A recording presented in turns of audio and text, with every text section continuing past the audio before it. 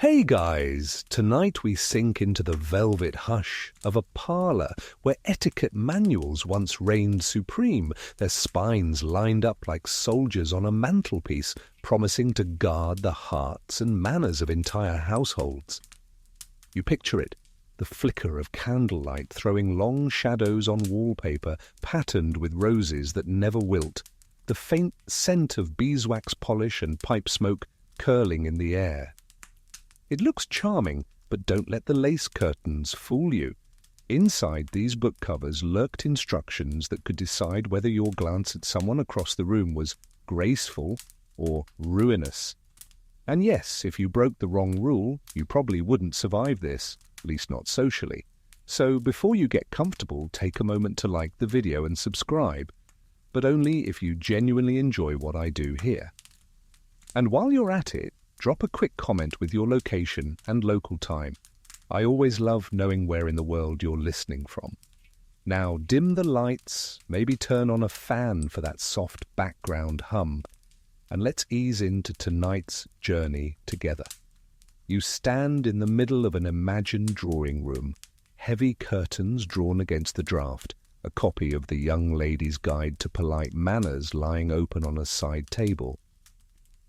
These books were the silent overseers of society, shaping how love was approached not through grand passions, but through carefully measured gestures. They acted as velvet covers stretched over raw human desire, softening edges, hiding the dangerous shine. On their pages, you didn't find fiery declarations of love, but instead neat paragraphs on how long to curtsy, when to lower your gaze, and what tone to use when refusing a suitor without setting off a scandal. It's funny, in a slightly depressing way, like someone handing you a 300-page instruction manual before you dare to smile at your neighbour. Step 1. Never smile too widely. You imagine trying that today on a first date. Historians still argue whether these books were genuinely read with obedience or more like those IKEA instructions you skim once and then ignore. But the fact remains, they were printed, purchased, and passed around in households like secret Bibles of love. The mainstream fact is this: etiquette books exploded in the 18th and 19th centuries, especially as literacy spread and the middle classes tried to prove themselves respectable. Owning one was like owning a passport into polite society. But here's the quirky tidbit: some were so oddly specific that they instructed women not only on how to sit, but on how to modestly sneeze. Yes, there were guidelines on blowing your nose without appearing vulgar. Imagine Cupid hovering nearby, rolling his eyes as you try to sneeze politely before daring to flirt. You trace your finger along the imagined page margins. There's something haunting about how these books wrapped love in ribbons of propriety, reducing affection to a series of check boxes. They whispered, love is not wild, it is manageable, correct, and safe. Of course, no one asked the couples themselves whether this safety felt suffocating. One passage from an 1830s manual instructs a young woman not to indulge in romantic imagination. Essentially, it's a warning label against daydreaming about that handsome clerk down the street. You picture some poor girl folding laundry, sneaking a thought of him, only to remember the book's scolding lines. It's like having a tiny Victorian grandmother living inside your head, tutting at every stray heartbeat. And yet, here's where the gentle sarcasm slides in. Despite all this rigid advice, people still manage to fall in love, sneak kisses, and elope dramatically. So the manuals were less about erasing desire and more about putting it in a corset. Still there, just squeezed painfully into the right shape. What strikes you is the atmosphere these books created. You weren't just living life, you were constantly performing it, like a character on stage. When you entered a parlour, your gestures weren't just gestures, they were tests. Did you sit with enough grace? Did you balance your teacup with proper restraint? Heaven forbid you slouched, because that could suggest moral weakness, not just bad posture. And if you think this sounds exhausting, you're right. But in the dim candlelight, with whispers of silk gowns and polished boots, it also had its strange beauty. The entire culture of love became a theatre, and the etiquette books were the script. You, as the actor, learned your lines whether you liked them or not. Of course, there was pushback even then. Some readers mocked the absurdity of these rules, scribbling sarcastic notes in the margins. You imagine someone jotting, "If I sneeze while blushing, is that double improper?" A fringe pamphlet even parodied how ridiculous it was to monitor love with such strictness, suggesting future manuals might advise how to breathe without causing offence. And so you sit with the image, velvet-covered rulebook stacked high, controlling not only how people moved through society, but how they whispered their desires, how they dared to love at all. You step forward from that velvet-covered bookcase and into a ballroom, the very heart of polite society, where etiquette transformed romance into something resembling a dance routine, because, well, it literally was. Courtship was choreography, and every move was carefully rehearsed long before you even spotted someone across the room. The floorboards creak faintly under your shoes, chandeliers drip golden light down onto polished heads, and the air is thick with perfume and candle wax. You stand at the edge of the floor, trying to remember your cues like an actor who has forgotten the script. Dancing, after all, wasn't just about having fun. It was about broadcasting your eligibility and your self-control. Manuals insisted on everything from how far to bow before your partner to how firmly or delicately you were allowed to hold a hand. The waltz, when it first appeared in the late 18th century, caused moral panic. Why? Because, shocking as it sounds, it involved touching your partner's waist. Yes, scandalous. Historians still argue whether the waltz was truly an act of rebellion against the stiff formality of earlier dances, or whether it simply gave manuals a new excuse to issue more rules. Either way, you can imagine stern matrons watching the floor like hawks, measuring the angle of each clasped hand. Here's your mainstream fact. In Victorian England, entire sections of etiquette guides were devoted to the proper order of partners in a dance program. A gentleman might offer his card to a lady, she'd pencil in his name for the quadrille or the polka, and, just like that, he'd booked 5 minutes of socially approved intimacy. It was like the Tinder of its day, except handwritten and with more lace.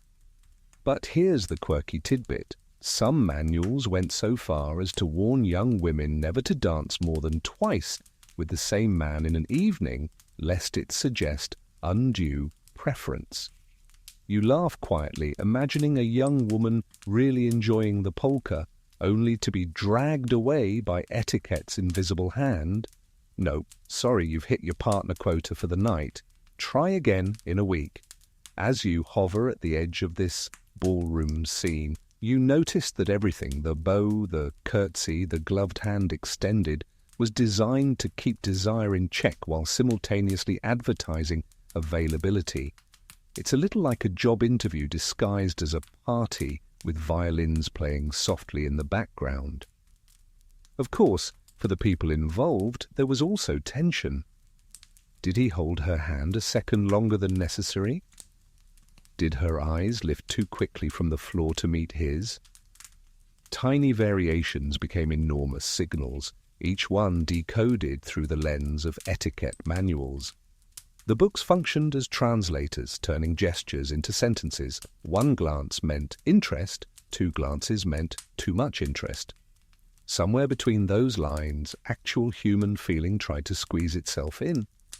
And you, standing in the corner, start to realize that this dance floor is both liberating and suffocating. Liberating because at least here you could meet someone, however scripted. Suffocating because you had to treat every step as though Cupid himself was the head dance instructor, clipboard in hand, docking points for enthusiasm. There's an almost comic element to it. You picture a man practicing his bow in the mirror, muttering, "Too deep? Too shallow? Will she think I'm disinterested if I don't dip far enough?" Meanwhile, his mother whispers through the door, "Remember, son, dignity lies in moderation." The poor fellow probably sweated more preparing for a dance than for his actual job. Yet beneath the absurdity lies something revealing. Etiquette books turned love into a series of rehearsals.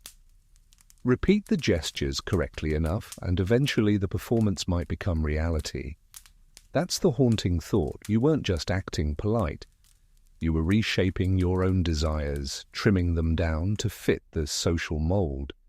Historians still debate whether people genuinely internalized these rules or simply went through the motions.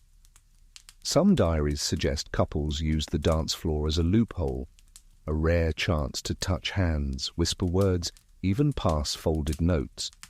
Others imply the rules became second nature, a sort of second skin people wore without questioning. Either way, the effect was the same. Etiquette wasn't just background, it choreographed the entire stage.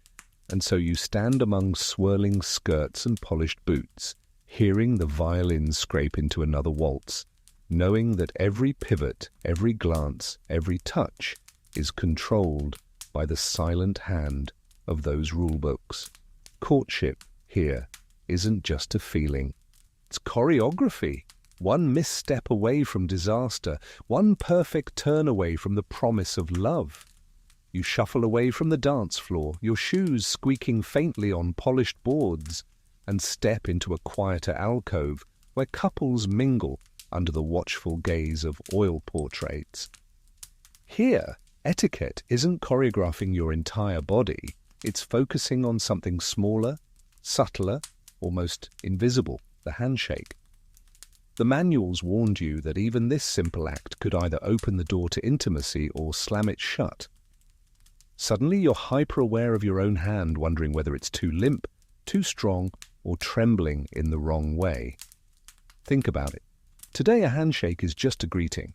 Back then it was practically an audition. Manuals insisted on firmness balanced with gentleness. Too firm, and you were rude. Too soft, and you seemed weak. Too long, and you might as well have proposed marriage right there beside the punch bowl. Historians still argue whether these rules were universally followed or whether they served more as idealized warnings for the socially insecure. Either way, you're now imagining a row of young men practicing their grips on doorknobs at home, muttering, "Not too hard, not too soft."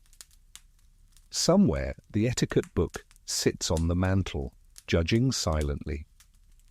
Here's your mainstream fact. In the 19th century, physical gestures like handshakes, bows, and even accidental brushes of clothing were considered part of the language of morality. Books like Hill's Manual of Social and Business Forms in the 1870s codified proper behavior, ensuring everyone from businessmen to suitors knew how to carry themselves. The handshake wasn't just polite, it was a reflection of your inner character, supposedly. And here's the quirky tidbit. Some manuals actually recommended practicing with a mirror, not just for facial expressions, but for gestures. Imagine standing in front of your reflection, shaking your own hand while trying to look both dignified and affectionate. Somewhere between tragic and hilarious, that's where etiquette loved to reside. You reach out in your imagination and shake someone's hand in that parlor. The sensation is oddly formal, the touch brief. But you know how loaded it is. Did their fingers linger? Was there pressure in the palm? A slight tremor? Manuals turn these tiny details into coded signals. For a culture obsessed with repressing desire, it's ironic that they put so much importance on the very gestures most likely to betray it. Picture a young woman pulling her hand back a moment too quickly, the gentleman retreating as though struck.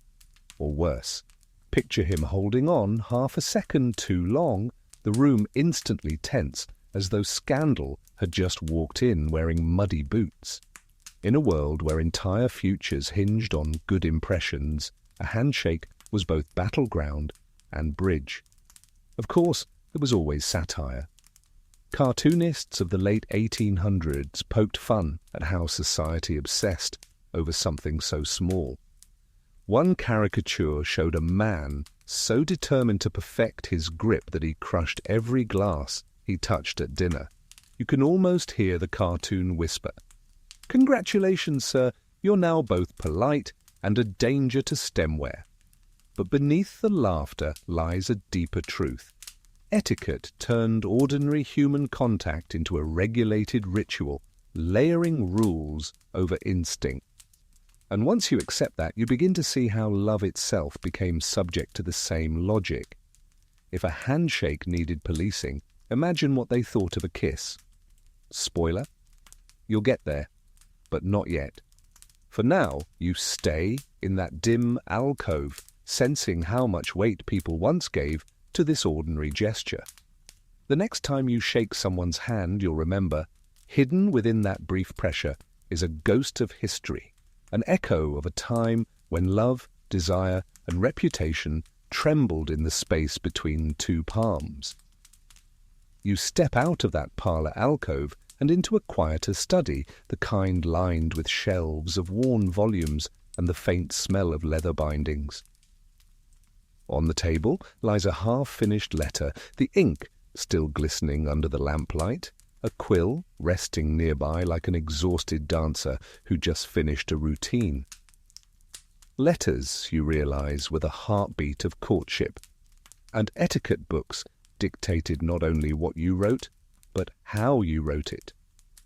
You lower yourself into the high-backed chair, lean over the page, and feel the pressure of centuries whispering, "Don't mess this up. Your whole romantic future could hinge on your commas," is your mainstream fact. By the late 18th and 19th centuries, letter writing was considered a moral and romantic art.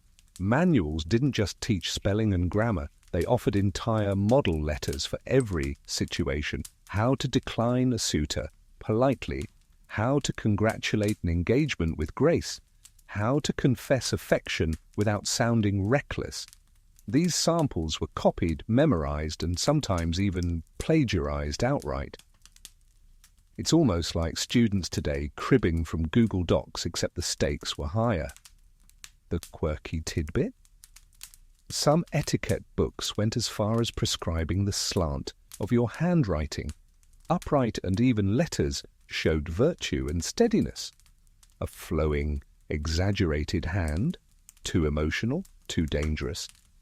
Imagine being judged not just for your words, but for the curve of your G.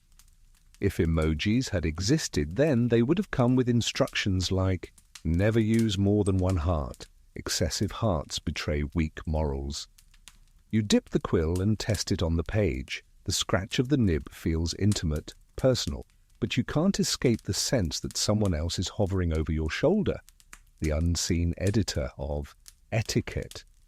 That book on the shelf insists, avoid overlong sentences, steer clear of overly romantic phrases, and for heaven's sake, don't cross out words lest it reveal a careless spirit. Every stroke of ink becomes a performance of respectability. And yet human nature found its cracks. Couples who knew the rules also learned how to bend them. A carefully chosen metaphor, a faint perfume pressed into the paper. Even the thickness of the envelope could signal secret passion. Historians still argue whether these flourishes were universally understood or whether they passed unnoticed by chaperones intercepting the post. Either way, the thrill was there. Etiquette books provided the skeleton, but the heart still managed to slip between the bones. You picture one young man poring over the complete letter writer late at night, copying lines with exaggerated precision, only to blot the page when his hand shook. Maybe he added a final flourish, a tiny inked star, hoping she would see it as personal rather than mechanical. Across town she opened it by lamplight, fingers trembling, trying to decide whether that flourish meant affection or just clumsy penmanship. There's a humour to it too.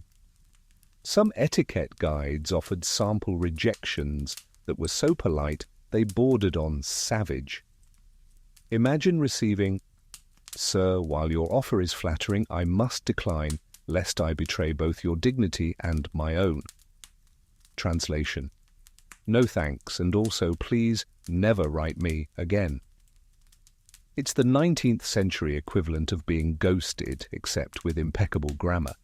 But there's also tenderness in these scenes. Letter writing gave people privacy, something rare in a world of constant chaperones. It allowed lovers to whisper across distance, to create a paper intimacy that felt safer than spoken words under watchful eyes. The irony, of course, is that even here, etiquette tried to police desire. Yet desire, like ink, had a habit of bleeding through the page, no matter how fine the rules. And so you lean back in the chair, the lamp dimming, the letter drying slowly on the table. Your eyelids grow heavy as you imagine all the thousands of trembling hands, the blotted signatures, the sealed wax stamps that once carried love under the cover of etiquette.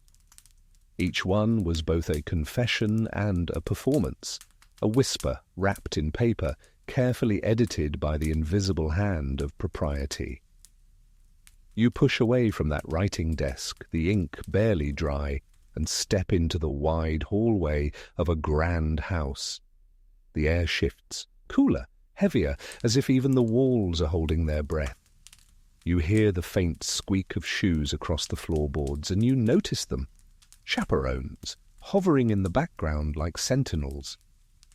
Etiquette books didn't stop at letters and handshakes. They gave chaperones the authority to monitor courtship itself, making sure no spark of desire slipped into open flame.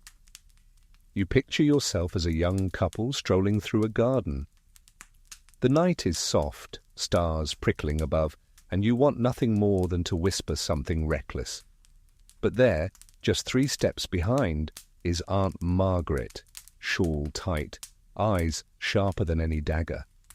You lower your voice, but etiquette books had already instructed her to watch for whispers. You try to edge closer, but she's been taught to measure the distance between your shoulders. Suddenly, your romantic walk feels like military drill. Here's the mainstream fact. In Victorian and Edwardian society, unmarried women of respectable families almost never went out alone with men. Chaperones were expected to supervise meetings, dances, even carriage rides. Manuals spelled it out clearly. The presence of a responsible older woman guaranteed propriety. Without her, a young woman's reputation could be questioned, no matter how innocent the encounter. Now the quirky tidbit, some etiquette guides actually suggested that a chaperone should position herself at just the right angle, close enough to overhear, but far enough to avoid seeming intrusive. That's right. Even surveillance came with its own polite choreography. Imagine Aunt Margaret doing geometry in her head. If I stand 6 feet away, they'll behave. If I stand 4 feet away, I'm rude. 5 feet, that's the sweet spot. Of course, the whole system was ripe for rebellion. Lovers became experts at bending the rules under the very noses of their guardians. A dropped handkerchief, a coded phrase in casual conversation, a glance so fleeting the chaperone blinked right through it. These became loopholes in the net of propriety. Historians still argue whether chaperones truly protected women's reputations or whether they simply added another layer of drama to already complicated romances. After all, what's more thrilling than love carried out under surveillance? You imagine one particularly clever couple. They meet in a drawing room with Aunt Margaret knitting furiously in the corner. Every word of their conversation seems about the weather, the latest carriage design, the neighbour's dreadful piano practice. But the etiquette-trained ear knows that "how is your garden this spring" could mean "meet me by the oak tree at midnight." Chaperones may have been watchdogs, but young lovers were foxes, quick, sly, and endlessly inventive. And yet the rules had power. A girl who was seen walking with a man unchaperoned could lose her reputation overnight. Neighbors gossiped, and soon the whispers hardened into fact. Reputation was everything, and etiquette manuals stoked the fear. Protect your dignity at all costs. You could almost say that chaperones functioned less as guardians of virtue and more as human insurance policies. Still, the human side peeks through. You picture a tired older relative reluctantly dragged to yet another dance, sipping weak lemonade while pretending not to fall asleep in her chair. She probably longed for her bed more than for preserving her niece's purity. Some even sympathized with the young couples, turning a blind eye when a glance lasted too long. But most, they played their roles with grim determination, convinced that a single misstep might ruin an entire family's honor. It's both absurd and a little tragic. The books insisted love could only bloom under supervision, as if romance were a delicate plant that needed constant pruning. You sit with that image, a garden of hearts trimmed and shaped, not by the lovers themselves, but by the ever-watchful hands of propriety. And in the corner of the hallway, you still hear the faint shuffle of Aunt Margaret's shoes, steady, deliberate, relentless. You leave Aunt Margaret's shuffling footsteps behind and step through swinging doors into the dining room. The chandelier glitters above, throwing light onto polished silverware, arranged with geometric precision. Here, etiquette doesn't just hover in the air, it sits at the table with you. Dining, you realize, wasn't merely about eating, it was about proving you had control over your appetite, over your body, and, by extension, over your passions. Desire itself was served in courses, and you had to consume it with restraint. You lower yourself into a stiff-backed chair. The manual at your elbow instructs, don't speak with your mouth full, don't reach across the table, don't let the knife clatter on the plate. All ordinary enough, but here's the trick. These rules weren't just about avoiding mess, they were metaphors for moral discipline.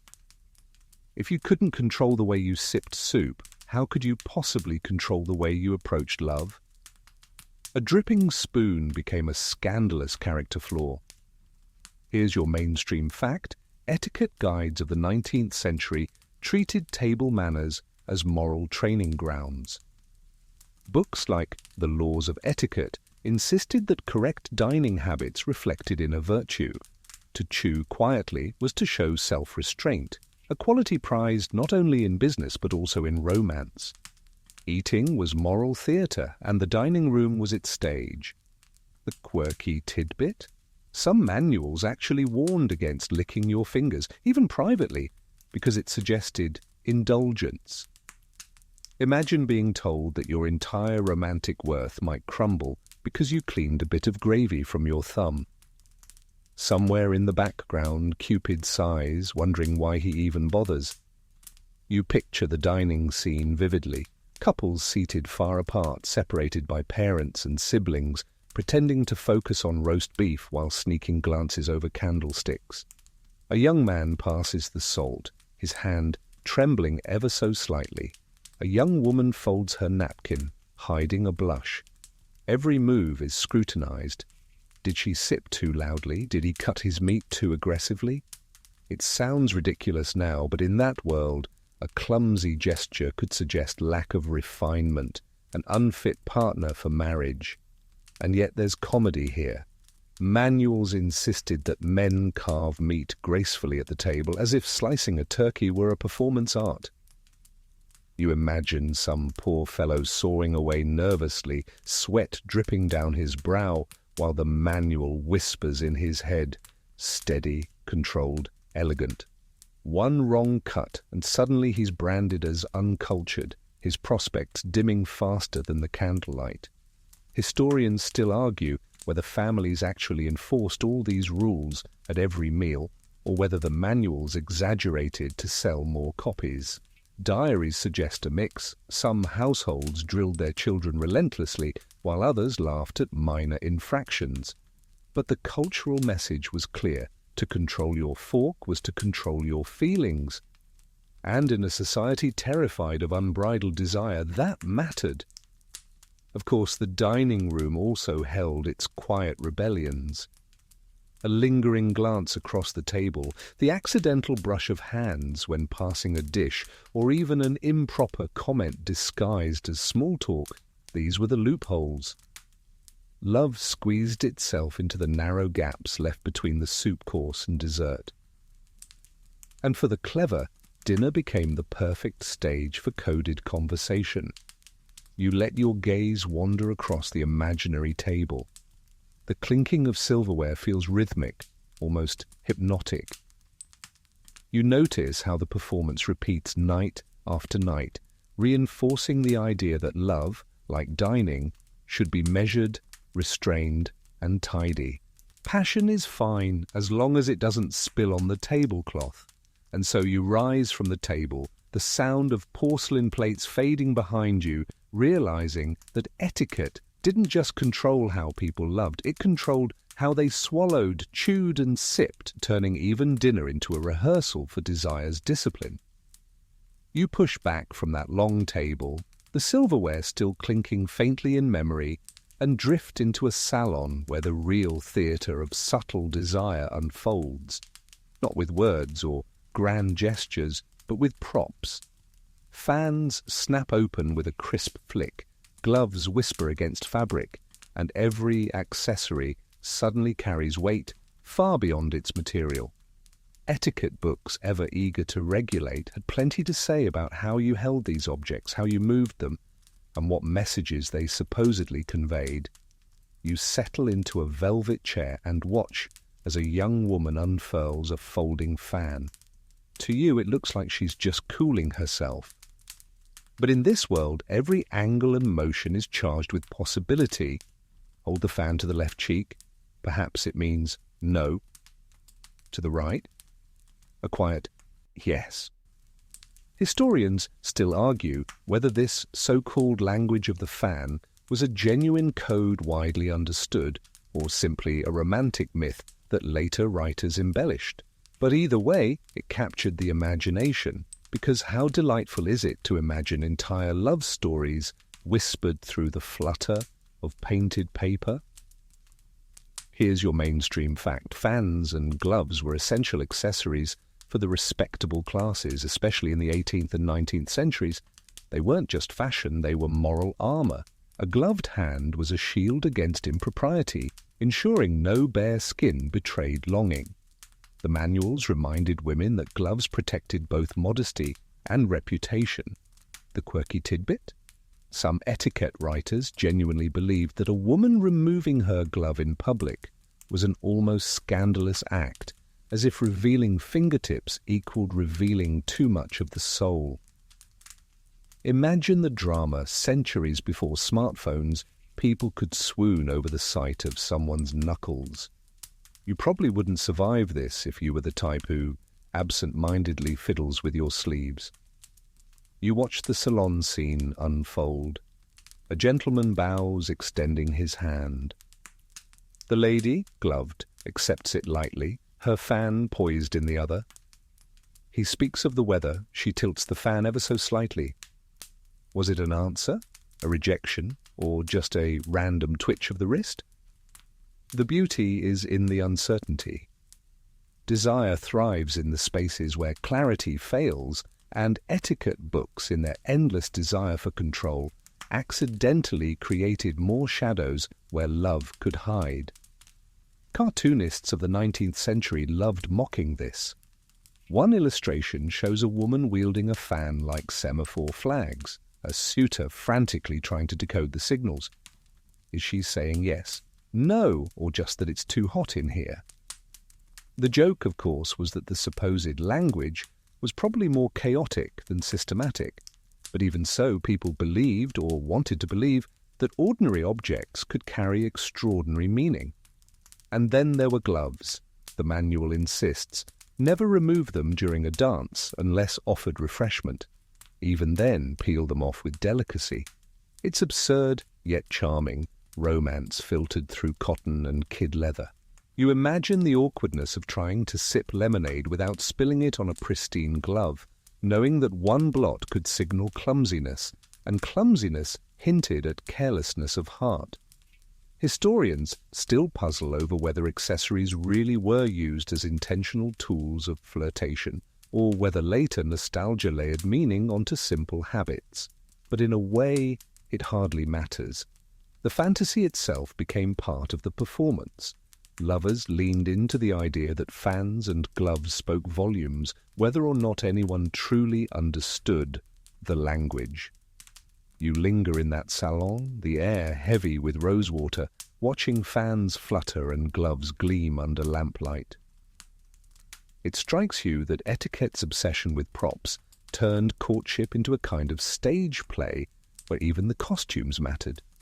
Desire wasn't just hidden in words or touches, it was tucked inside every accessory, folded into fabric, carried in the gentle snap of a fan.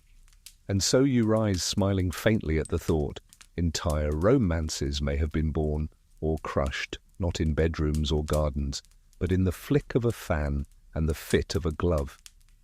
You leave the rustle of fans and gloves behind, stepping into a dimmer chamber filled with the musty smell of ink, dust, and ambition.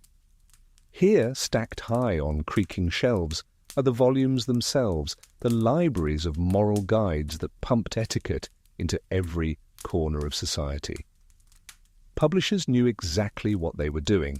They weren't simply offering advice, they were selling control, disguised as charm, packaging propriety in neat, hard covers with gilt lettering. You run your hand along a row of spines, the titles blending together. Manual of Polite Behavior, The Gentlewoman's Companion, The Young Man's Guide to Chivalry. The sameness is almost hypnotic. Here's your mainstream fact. The 18th and 19th centuries saw an explosion in publishing aimed at middle-class households. With literacy rising, there was an eager audience for printed guides that promised to make anyone respectable. Publishers churned out editions not just for the elite, but for clerks, shopkeepers, even factory foremen. Everyone wanted a piece of respectability, and etiquette books became both the ladder and the badge. And here's the quirky tidbit. Some publishers bundled etiquette manuals with cookbooks and household guides, creating all-in-one packages that taught you how to boil an egg and how to politely reject a marriage proposal. Imagine buying a single volume that told you both how to roast mutton and how to conceal your blush when a gentleman bowed. That's multitasking. You picture yourself standing in a bookshop of the 1840s. The air is warm, tinged with the metallic scent of fresh ink. A young woman flips through the lady's book of decorum, pretending she's just curious, while really studying every line, hoping it will prepare her for the drawing room. A clerk nearby fingers a copy of Social Forms for Business and Courtship, torn between improving his handwriting and learning how to address a potential sweetheart. Historians still argue whether these books were genuinely prescriptive, telling people what they should do, or descriptive, reflecting habits that already existed. Perhaps it was both. They codified unspoken rules, but they also shaped new ones, creating an endless cycle where society reinforced the books, and the books reinforced society. You settle into a chair and thumb through one of the volumes. The advice feels strangely familiar. Replace the lace and carriages with smartphones and coffee dates, and it reads almost like today's self-help columns. Don't text too soon. Appear interested, but not desperate. Show confidence, but avoid arrogance. The words echo across centuries, a reminder that humans have always been terrified of messing up love. But beneath the surface, something sharper lurked. These guides weren't neutral, they carried agendas. Many were laced with religious overtones, reminding readers that desire had to bow to morality. Others emphasized class boundaries, drawing invisible fences between respectable families and those deemed unworthy. And of course, they sold aspiration. Buying a manual was a way of buying entry into a social world you might otherwise be barred from. The absurdity peeks through too. Some manuals offered model dialogues for polite conversation, complete with scripts. Gentleman: "Good evening, miss. You are looking well." Lady: "Thank you, sir. I trust you are in health." It's like a 19th century chatbot before chatbots existed. You imagine two people actually speaking this way at a party, wooden as marionettes, all while thinking, "Please, for the love of Cupid, say something real." And yet these dusty volumes did their job. They shaped behavior, instilled fear of missteps, and gave readers a comforting sense of rules in a world where love and desire could feel terrifyingly unpredictable. You lean back, surrounded by shelves that seem to hum with their collective weight, and realize it wasn't just lovers who lived under etiquette's spell.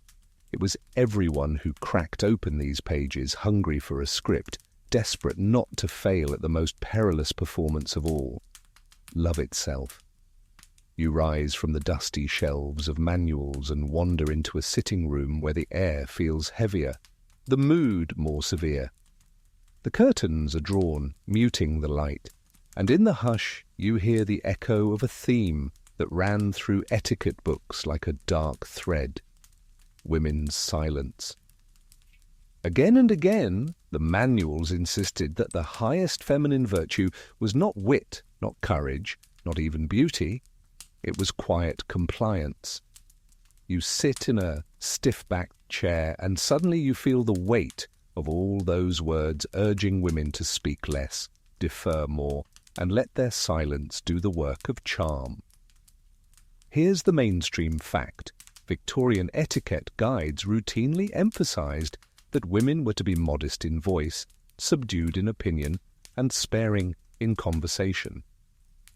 A lady who spoke too freely risked being branded forward or fast, words that carried social condemnation as sharp as any scandal.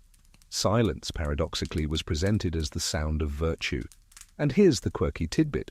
Some guides went as far as instructing women to practice silent smiling in the mirror, mastering the art of appearing agreeable without actually saying anything. Imagine standing before your reflection, rehearsing the perfect nod while thinking, "I have thoughts, but apparently they're not on the menu tonight." You probably wouldn't survive this if you were naturally chatty. You picture the parlor gathering. Men speak of politics, trade, and history, their voices filling the room like booming organ pipes. The women sit on the fringes, listening politely, occasionally, asked for a brief opinion, but only if it's modest and safe. A young woman with too much sparkle in her conversation might be admired privately, but etiquette manuals warned that such brightness could repel suitors, not attract them. After all, who wanted a wife who contradicted? That was the chilling logic. Historians still argue whether women truly internalized these expectations or whether they performed them outwardly while preserving their voices in private spaces.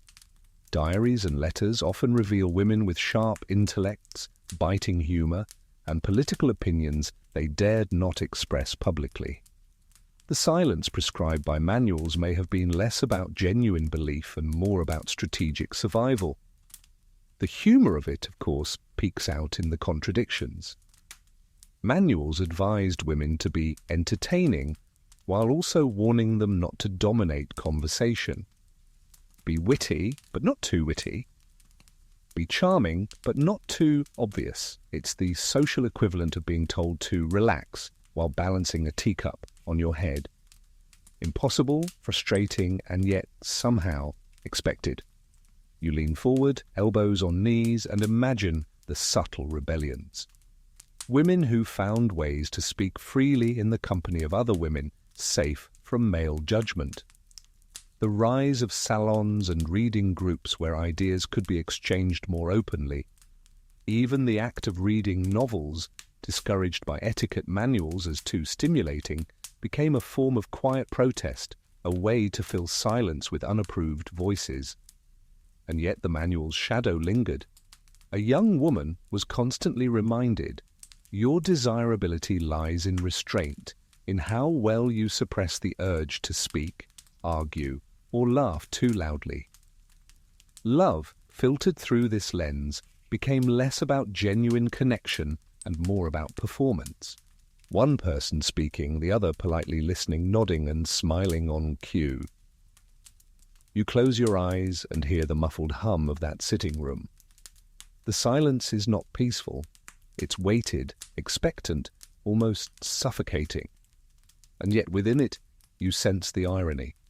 Silence was supposed to erase desire, but in reality, it only made it burn more fiercely, finding expression in letters, in glances, in the unspoken world where etiquette couldn't quite reach. You leave that muted sitting room behind, stepping into a hallway lined with portraits of stern-looking men, crisp collars, carefully combed hair, hands tucked into waistcoats as though even their fingers might betray too much emotion. Here the manuals turn their gaze upon masculinity, teaching men not to be loud or passionate, but measured, stoic, and reliable. Desire was there, yes, but it was to be hidden beneath layers of restraint, polished into the posture of respectability. You pause before one portrait, a man in dark wool, eyes looking just above the viewer's head. He seems distant, aloof.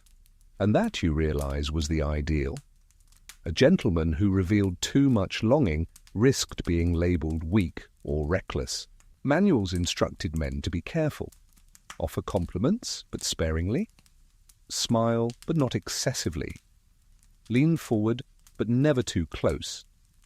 They were told to court with the patience of a banker counting coins.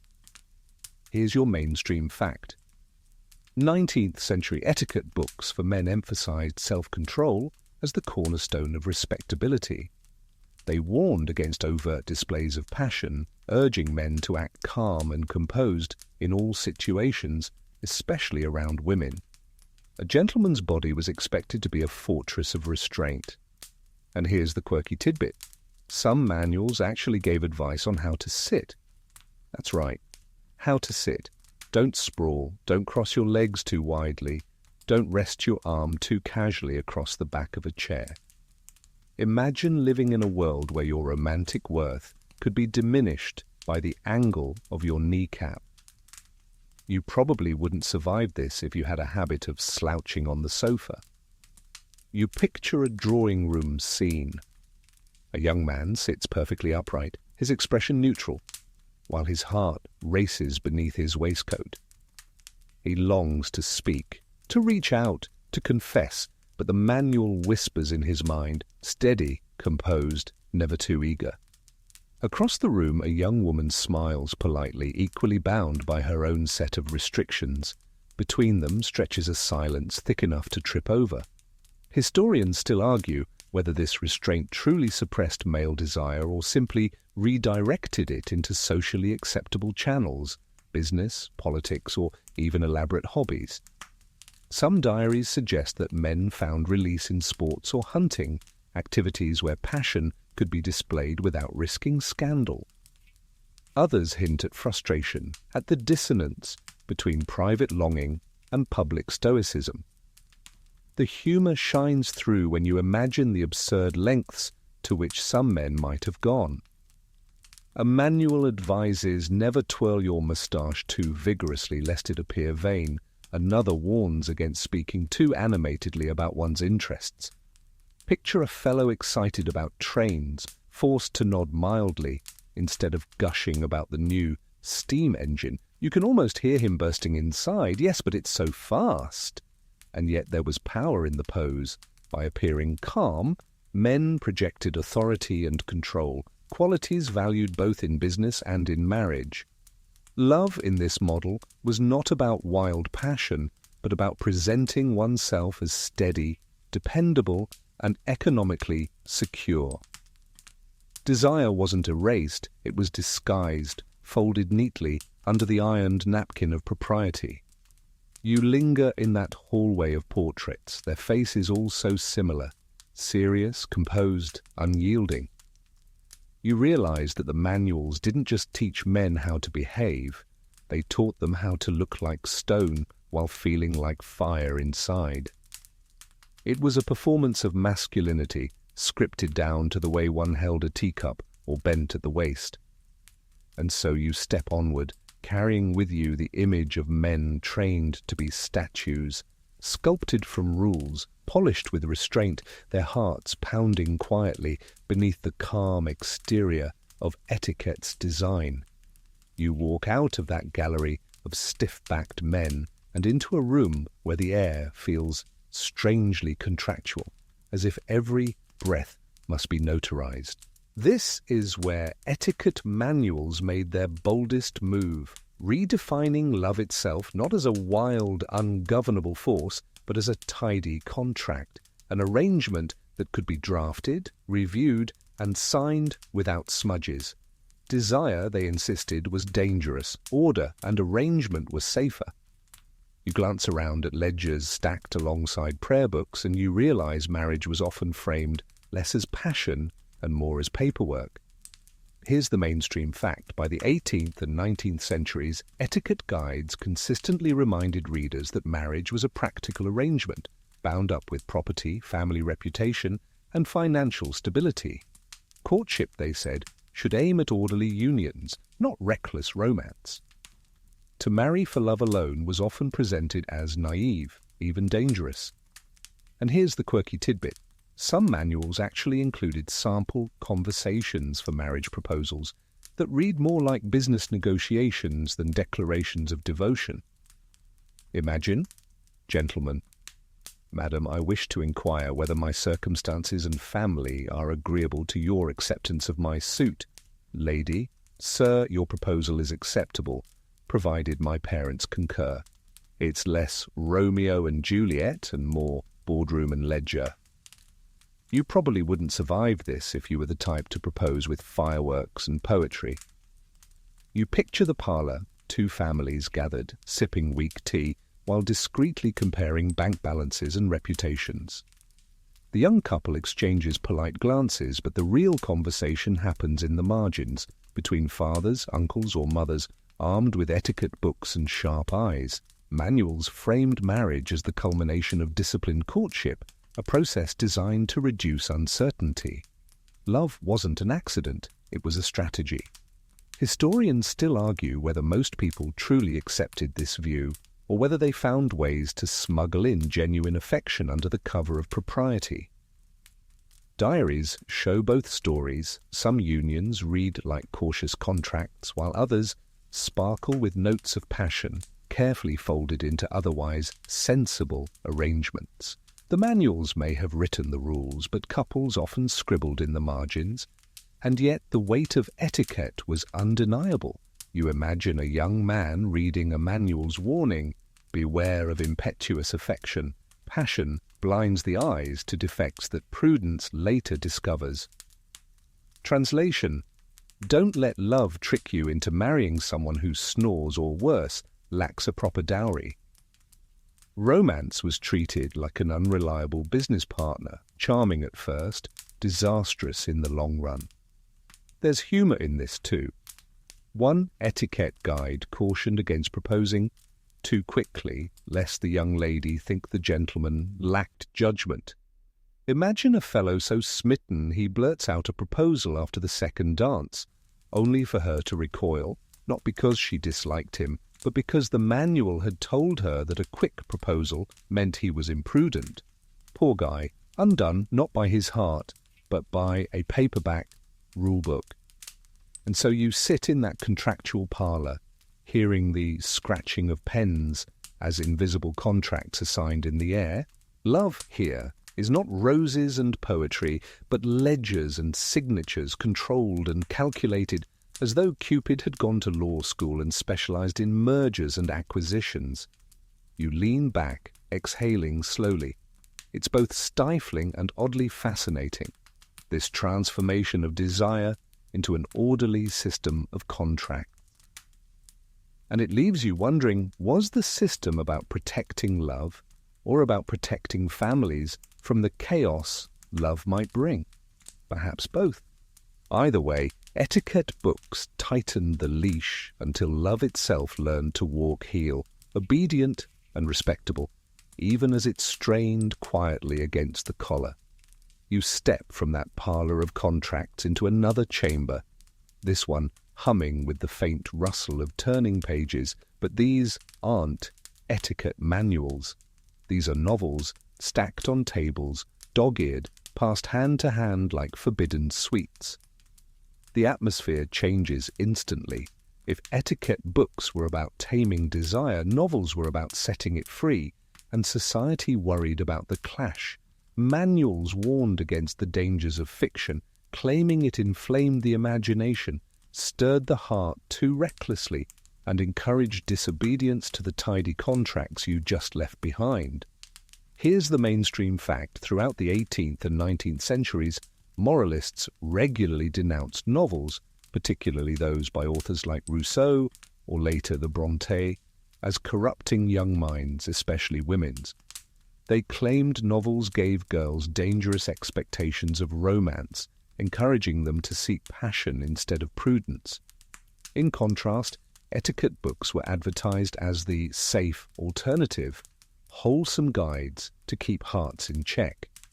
And here's the quirky tidbit. Some manuals went so far as to suggest that reading too many novels could physically damage a young woman's health, overstimulating her nervous system. Imagine being told, put down that book or you'll faint, disgrace the family, and maybe ruin your chances at marriage. You probably wouldn't survive this if you were a bookworm who devours 3 chapters before breakfast. You picture the scene vividly, a girl hiding Pamela or Wuthering Heights behind her embroidery hoop, sneaking glances at lines that pulse with danger and passion. Meanwhile, her etiquette manual lies in plain sight on the table, open to a chapter on how to politely decline an invitation to supper. The tension between these books is almost theatrical, one whispering, live wildly, the other scolding, behave properly. Historians still argue whether novels truly led to rebellious behavior or whether the panic was exaggerated, another moral scare wrapped in lace. Some evidence suggests novels gave young readers vocabulary for their feelings, legitimizing desires they otherwise had no language to express. Others insist most readers understood perfectly well that fiction was fiction, enjoying the thrill without abandoning propriety. The comedy of it emerges when you realize how much energy adults spent fretting about novels. Manuals thundered warnings, clergy preached sermons, parents confiscated books, all because someone might fall in love with the wrong person after reading about fictional characters. It's like banning romantic comedies today in case they make you quit your job to chase Hugh Grant through an airport. But beneath the humor is something deeper. Novels, with their messy emotions and unpredictable plots, represented everything etiquette manuals tried to contain. They were the unruly cousin at the dinner table, refusing to sit up straight. And yet people read them, sometimes secretly, sometimes defiantly, because humans craved stories of love that wasn't tidy, passion that wasn't censored, and choices that weren't written in neat chapters of do and do not. You lean against the table piled with books and feel the tug of both worlds. The manuals promise safety, stability, and respectability. The novels offered adventure, risk, and intensity. Between them, young lovers navigated their way, carrying a manual in one pocket and a novel in the other, forever caught between the fantasy of desire and the discipline of etiquette. And so, as the pages turn softly around you, you sense that this tension between the dangerous novel and the safe manual wasn't just about reading. It was about which version of love society would allow the careful one, scripted and polite, or the wild one, whispered through stories that smelled faintly of rebellion. You step out of that book-laden chamber, your fingers still tingling with the thrill of hidden novels, and into a narrow corridor where a door opens into yet another world of regulation. Here, the air feels heavy, charged with suspense, as though even the brush of a fingertip might trigger alarm bells. This is the realm of touch, the domain that etiquette books obsessed over with almost comical intensity. If a glance could be risky, then physical contact was practically a declaration of war. You picture yourself at a garden party. The air smells of lilacs and damp grass, parasols bob gently, and laughter rings faintly across the lawn. A young man offers his hand to help a lady step over a patch of gravel. Their fingertips meet for the briefest moment, and suddenly, according to etiquette writers, civilization itself is in danger. Here's the mainstream fact. 19th century manuals devoted entire chapters to the rules of touch. Handshakes, as you saw earlier, had to be brief and firm, but not too firm. Passing an object required gloves lest bare fingers meet. And as for anything beyond that, like resting a hand on someone's arm, the books were clear only under the strictest circumstances. Physical contact was treated like nitroglycerin, stable if untouched, explosive if mishandled. And here's the quirky tidbit. Some guides even discouraged parents from kissing their children too often for fear it might awaken uncontrolled affections.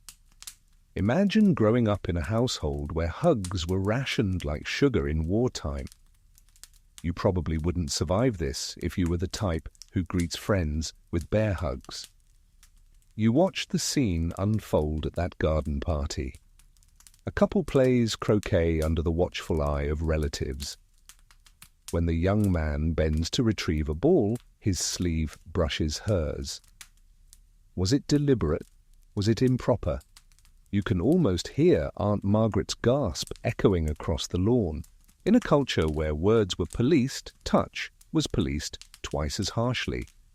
Historians still argue whether people truly lived in fear of contact or whether manuals exaggerated to create an ideal of restraint. Diaries tell mixed stories. Some describe couples who hardly dared touch until engagement, while others hint at stolen kisses behind conservatories, safely hidden from chaperones. The rules were strict, but desire always looked for loopholes. The humor is easy to spot. Imagine the awkwardness of two people trying to hand each other a teacup without their fingers colliding, as though contact might summon scandal like a thunderclap. It's the kind of scene that would play perfectly in a comedy of manners. Two lovers so constrained by etiquette they end up spilling tea everywhere while trying not to touch. And yet there was something strangely powerful about these restrictions.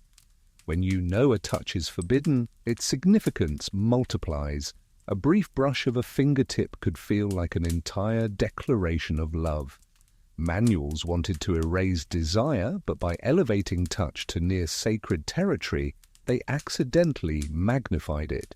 You linger in that garden, watching parasols tilt and gloves rustle, and you realize, in the world of etiquette, love wasn't about how much you touched, but how carefully you didn't.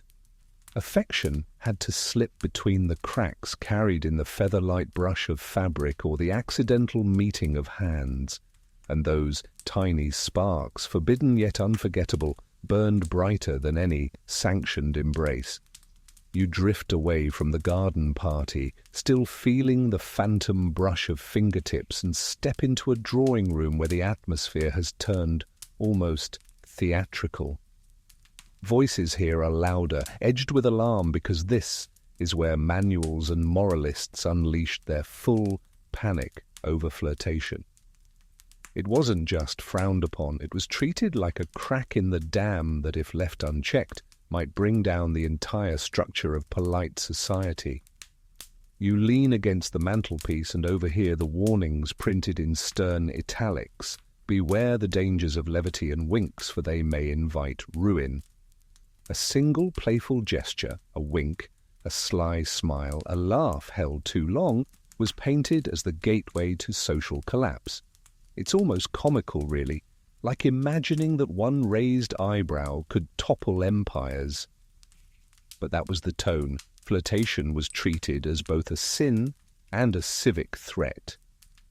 Here's your mainstream fact. Etiquette books from the 18th and 19th centuries routinely warned that flirtation was unbecoming, dangerous, and unladylike. Women were told it undermined their virtue, while men were cautioned it suggested dishonor and frivolity. Manuals presented flirtation not as harmless fun, but as a form of moral gambling with catastrophic stakes. And here's the quirky tidbit. Some guides seriously claimed that flirtation could weaken the nervous system by exciting the body too much. Imagine being told your health might collapse from batting your eyelashes too often.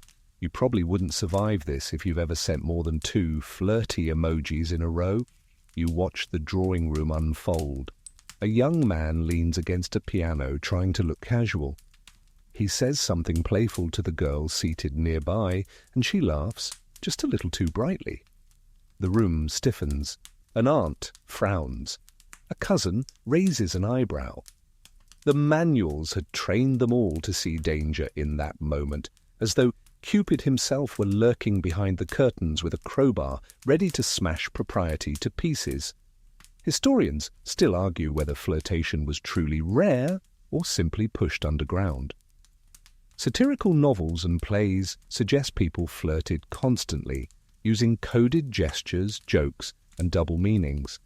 Etiquette books in this light look less like realistic rules and more like desperate attempts to cover up a practice everyone already enjoyed. The fact that manuals raged so fiercely against flirting may itself be evidence of how common it was. The comedy of it is irresistible. You imagine 2 people being scolded for something as innocent as exchanging puns.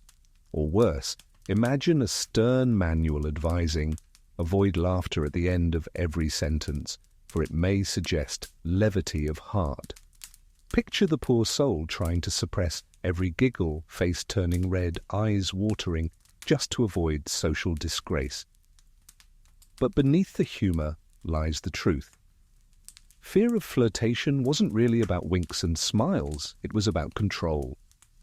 To flirt was to take risks, to assert agency, to step outside the contract and chaperone system. Manuals worked hard to stamp it out because flirtation was unpredictable.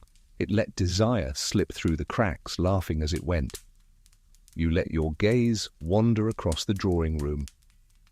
The piano plays on, soft and proper, but the room feels tense, waiting for the next smile, the next laugh, the next tiny rebellion. And you realize flirtation was less about scandal than about possibility. It was dangerous not because it toppled society, but because it proved love could bloom outside the rigid script. And for the guardians of etiquette, that was frightening enough. You step away from that anxious drawing room, the echoes of nervous laughter still clinging to the walls, and wander into another chamber. The drawing room at its calmest, arranged like a stage set for propriety itself. Here, every chair is angled just so, every cushion plumped, every vase positioned to create the perfect tableau of restrained civility. If flirtation was treated like an earthquake, then the arrangement of drawing rooms was designed as the tectonic plate, steady, unyielding, immovable.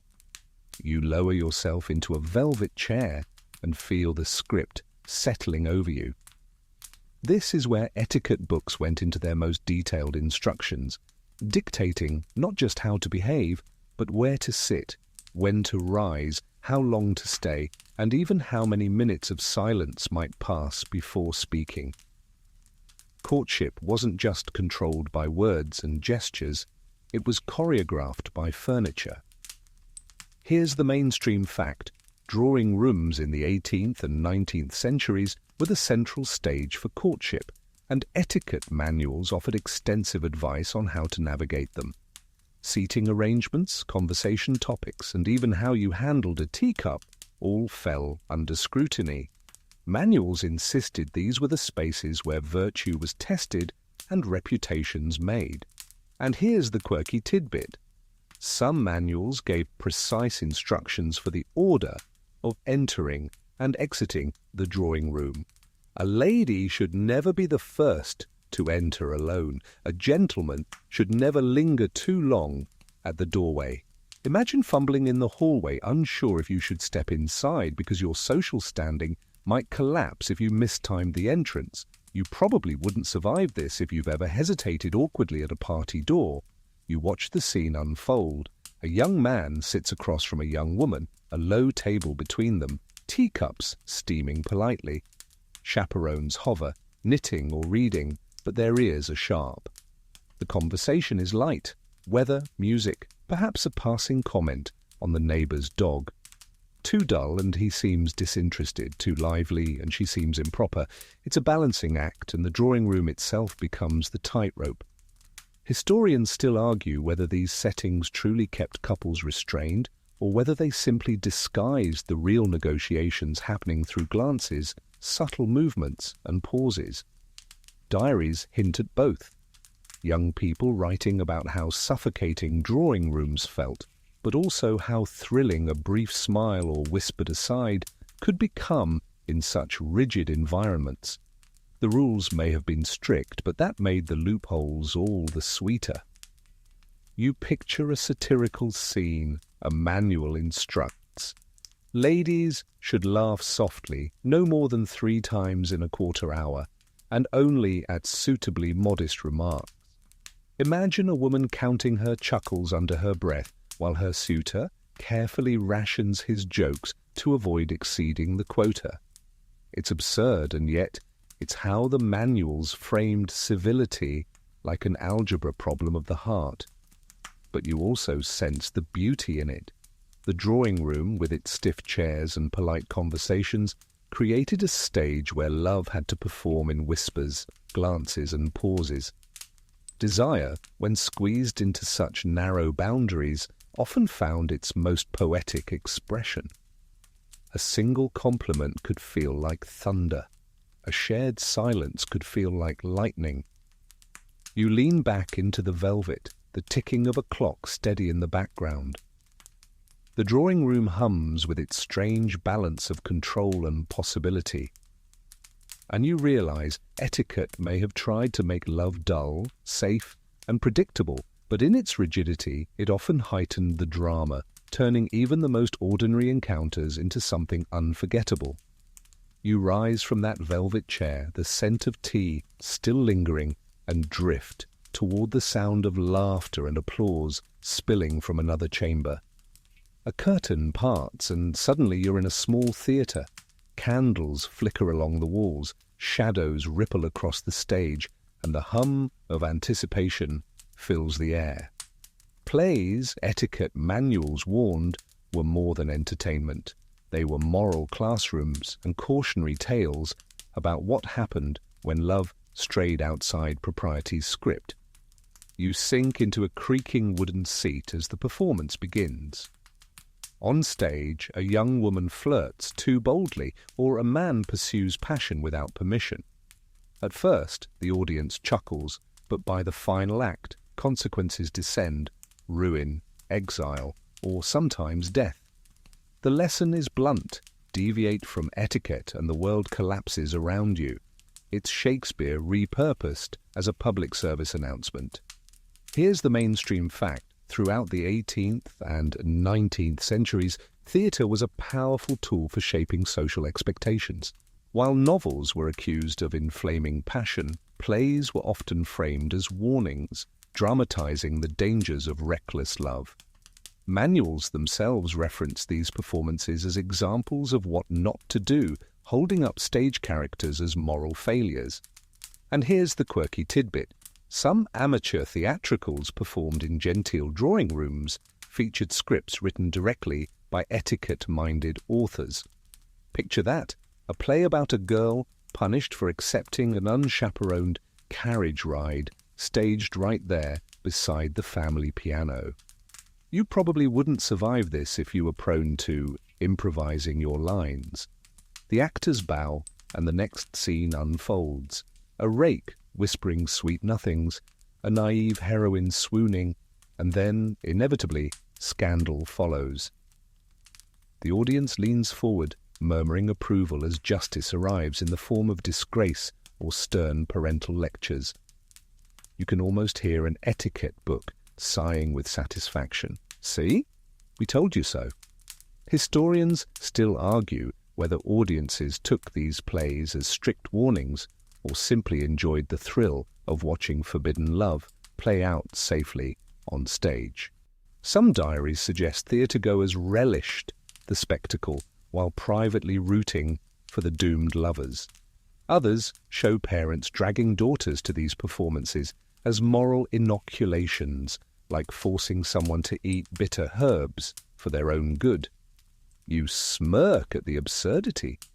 Imagine a playwright crafting a whole scene around the etiquette of glove removal, the climax hinging on whether the heroine dared show her fingertips in public. The audience gasps, someone faints, and propriety is restored by the final curtain. It's both comical and strangely poignant, and yet you sense the deeper effect. Plays gave society a way to dramatize its fears, to turn abstract rules into flesh and blood stories. By showing ruin on stage, they hoped to prevent ruin in life. It was theatre as both entertainment and enforcement, a mirror held up not to nature, but to etiquette itself. You linger in the candlelit theatre, the applause fading as the curtain falls. The actors take their bows, the moral is driven home, and you realize, in a world governed by manuals, even art was pressed into service as a warning. Love might inspire poetry and drama, but etiquette demanded the final act always end with obedience. You leave the candlelit theatre and find yourself wandering into a quieter gallery, where the air smells faintly of paper and ink. Along the walls hang engravings, lithographs, and hand-coloured plates, illustrations pulled straight from the pages of etiquette manuals. The figures are stiff, their bodies held in positions so precise they look more like mannequins than people. Couples stand at calculated distances, hands posed delicately, expressions frozen in the sort of mild smile that could never betray true longing. You step closer to one print. A gentleman bows with mechanical elegance, his top hat tilted at a mathematically approved angle. The lady before him inclines her head just enough, her gloved hand suspended, as if gravity itself has been paused. It's not a meeting of hearts, it's a diagram. These illustrations served as visual proof that love, according to etiquette, could be drawn with rulers and protractors. Here's your mainstream fact. Etiquette books of the 19th century often included illustrations that demonstrated proper posture, gestures, and courtship behavior. These images reinforced the textual rules, ensuring readers could visualize correct interactions. They functioned almost like instruction manuals for furniture assembly, except the product was romance. And here's the quirky tidbit. Some engravings showed couples in impossibly perfect scenarios, standing 3 feet apart in immaculate gardens, never a hair out of place, not a bead of sweat on the gentleman's brow. One even depicted a man tipping his hat while balancing a walking stick, gloves and bouquet, as if courtship required juggling skills. You probably wouldn't survive this if you've ever tripped over your own shoelaces. You imagine the absurdity of trying to live up to these images. A young woman studies the engraving, then practices her curtsy in the mirror, angling her head exactly as pictured. A young man attempts to bow with the same mechanical grace, only to stumble forward and nearly topple the table. Reality was clumsy. The manuals pretended it could be flawless. Historians still argue whether these pictures were genuinely helpful or mostly aspirational, like fashion plates showing gowns no one could actually afford. Perhaps they worked less as practical guides and more as propaganda, convincing readers that perfection was possible if only they tried hard enough. The humor of it shines when you imagine two lovers trying to copy the poses mid-conversation. They freeze in place, lips twitching, waiting for someone to snap a mental photograph of their propriety. Meanwhile, their true feelings, the nervous flutter in the stomach, the sweaty palms, remain hidden off stage. It's like a romance novel acted out by wax figures. And yet there's something poignant too. These engravings, frozen and idealized, captured the longing for order in a world terrified of chaos. Love was messy, unpredictable, frightening. By turning it into stiff drawings, Etiquette promised it could be managed, tamed, even beautified. You wander slowly along the gallery wall, gazing at the endless rows of couples who never breathe, never laugh, never break into genuine passion. And you realize these illustrations weren't just teaching tools, they were fantasies in their own right. Fantasies of a world where love never stumbled, where desire was always dressed in perfect gloves and posed in perfect light. You leave that gallery of stiff, idealized couples and drift into a smaller, plainer room. Gone are the velvet chairs and gilt frames. Here the furniture is sparse, the air tinged with cold smoke, and the manuals lying on the table are thinner, cheaper, their covers smudged by many hands. This is where etiquette trickled downward, where servants, clerks, shop assistants, and seamstresses were instructed how to behave in their own romances, because of course love among the working classes wasn't exempt from control. The publishers knew that everyone, no matter their station, could be told how to desire properly. You imagine a young clerk hunched under a flickering lamp, reading a manual titled Etiquette for the People. His wages barely cover rent, but the book promises him dignity if he can just master the right phrases and bows. A seamstress nearby leafs through a guide that explains how to politely decline a suitor who lacks good prospects, as if her own life weren't already stitched together with threadbare luck. Here's your mainstream fact. By the mid-19th century, etiquette books were no longer just for the elite.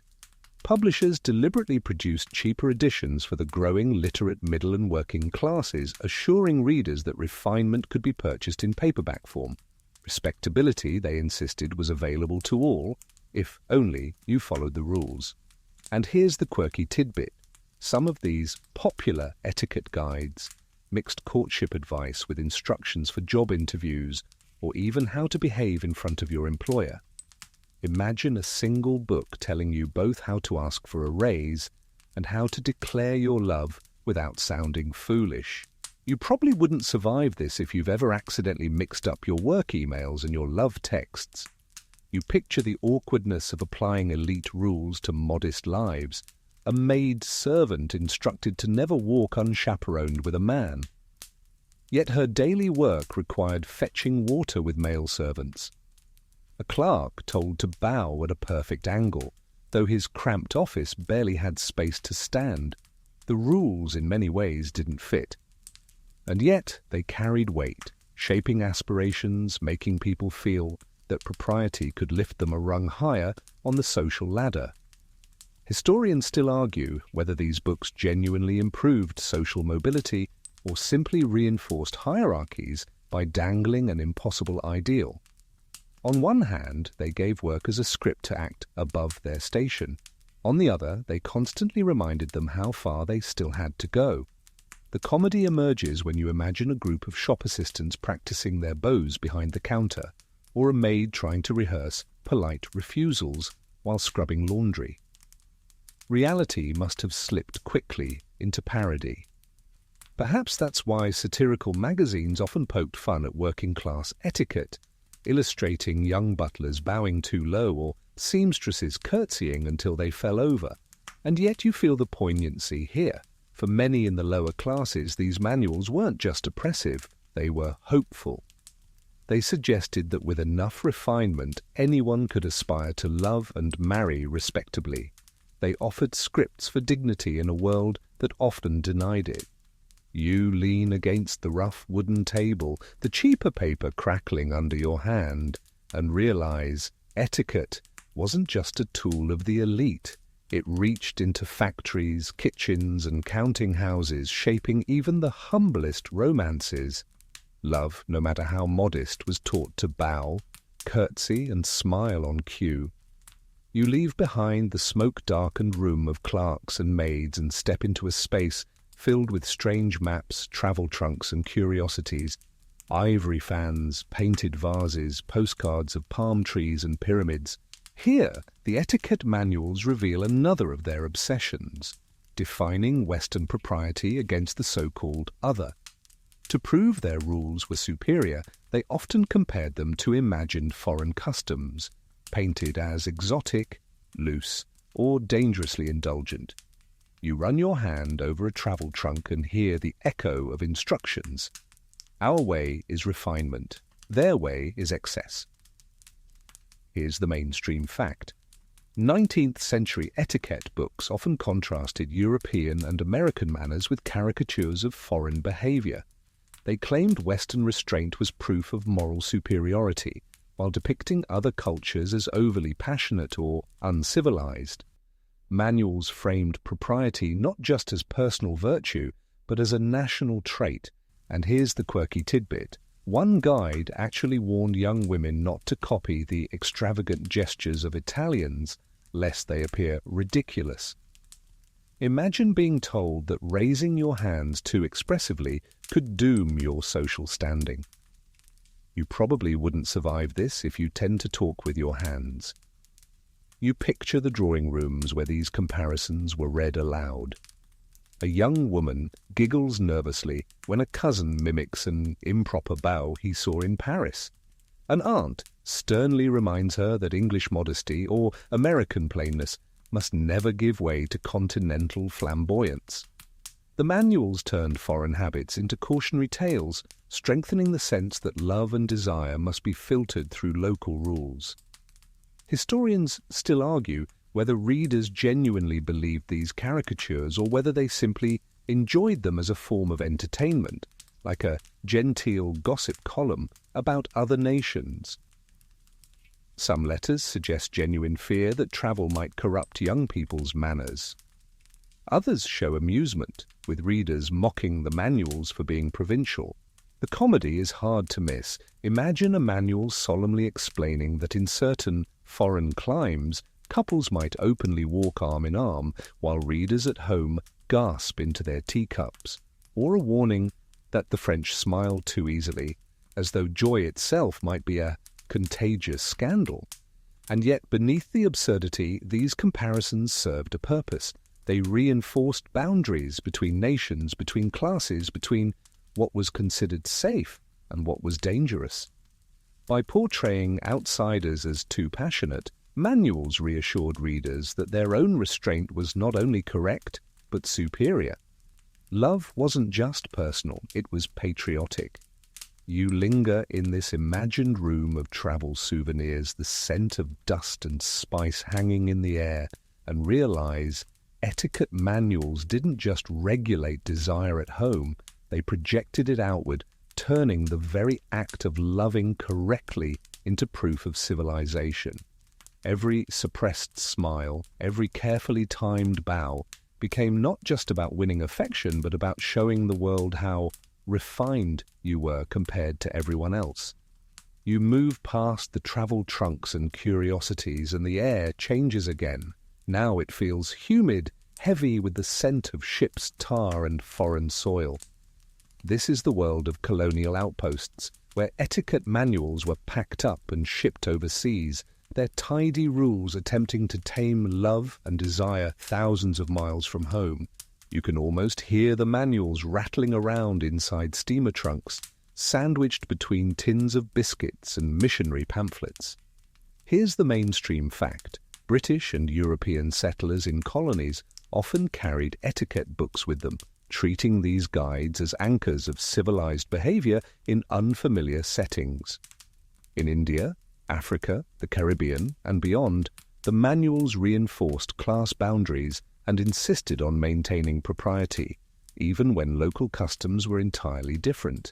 And here's the quirky tidbit. Some manuals advised how to host tea parties even in the tropics, complete with instructions on how many lumps of sugar to serve and how to keep gloves from wilting in the heat. You probably wouldn't survive this if you've ever complained about your shirt sticking in summer. You picture the scene, a colonial bungalow with wide verandas, ceiling fans turning lazily, and a table laid out with teacups, saucers, and a vase of imported roses already drooping in the heat. A young woman straight from London sits stiffly, etiquette book balanced on her lap, determined to pour tea the proper way.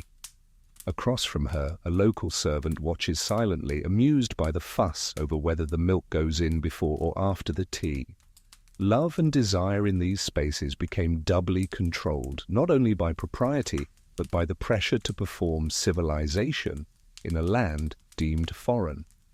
Historians still argue whether etiquette truly provided comfort for settlers, or whether it exposed the absurdity of transplanting rigid rules into alien environments. Some letters suggest expatriates clung to etiquette as a lifeline, recreating miniature versions of drawing rooms back home. Others mock the futility, describing gloves soaked with sweat and corsets collapsing in the tropical heat. The comedy shines when you imagine someone trying to curtsy gracefully while fending off mosquitoes, or a gentleman reciting a formal compliment while dripping with perspiration.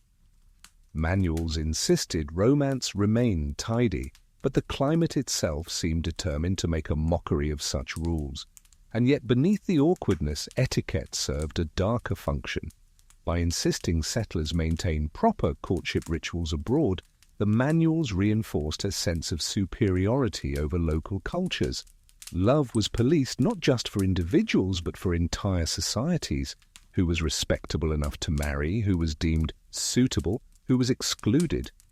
Desire itself became a frontier, patrolled by the invisible authority of printed rules. You linger on the veranda, feeling the weight of that contradiction. The manuals promised order and civility, but here, far from home, they also became tools of division, marking boundaries between us and them, between respectable unions and forbidden ones. In the colonies, etiquette wasn't just about love, it was about power, written in teacups and rehearsed smiles under a sweltering sun. You step off that veranda, leaving the sweltering air behind, and enter a quieter chamber where the smell is no longer of tea and sweat, but of ink, parchment, and coins. This is where etiquette manuals dropped all pretense of romance and revealed their sharpest metaphor: courtship as marketplace. You glance around and see ledgers on the table, rings in velvet boxes, and books stacked high with words that turn affection into negotiation. Love, here, was not painted in roses and sighs, but in balance sheets. Here's the mainstream fact: etiquette guides frequently framed marriage as an economic arrangement. Manuals reminded readers that unions were not just about affection, but about consolidating wealth, securing social ties, and ensuring family stability. Suitors were advised to prove financial reliability. Young women were encouraged to weigh prospects as much as passion. And here's the quirky tidbit. One manual even likened a young lady to a rare commodity whose value must be protected until the right buyer, suitor, came along. It's a line that would make modern readers choke on their tea. You probably wouldn't survive this if you've ever thought of romance as spontaneous rather than transactional. You picture the drawing room transformed into a kind of auction house. A gentleman makes polite conversation, but the real negotiation hums beneath the surface. What's his income? How steady is his character? Can his estate sustain children? The manuals draped these questions in lace and bows, but they were financial vetting processes all the same. The girl's dowry, the family's reputation, the suitor's profession, all were silently tallied, like columns in a ledger. Historians still argue whether most couples truly accepted this cold calculus, or whether they found ways to let affection slip through the cracks. Some diaries brim with genuine passion and rebellion, while others describe unions that read like mergers, cordial, practical, and safe. Perhaps the manuals didn't invent the marketplace metaphor so much as amplify it, giving families the language to treat courtship like bookkeeping. There's humour here too. Imagine a nervous young man rehearsing his proposal, not in front of a mirror, but in front of his accountant. Am I solvent enough to sound romantic? Or a girl asking her mother, do you think I should marry for 5% annual return or for better long-term assets? It's absurd, but it exposes the truth the manuals never said aloud, that love was often secondary to arithmetic. And yet you sense the deeper pull. In a society where reputation and survival were fragile, treating love as commerce gave families a sense of control. It turned desire into something measurable, something safe. For all its chilliness, the metaphor offered protection against the chaos of passion, packaging marriage in the language of business, complete with profit, loss, and dividends. You linger in that imagined chamber, the clink of coins faint in the background, and realize, for etiquette writers, love was always too risky to be left untamed.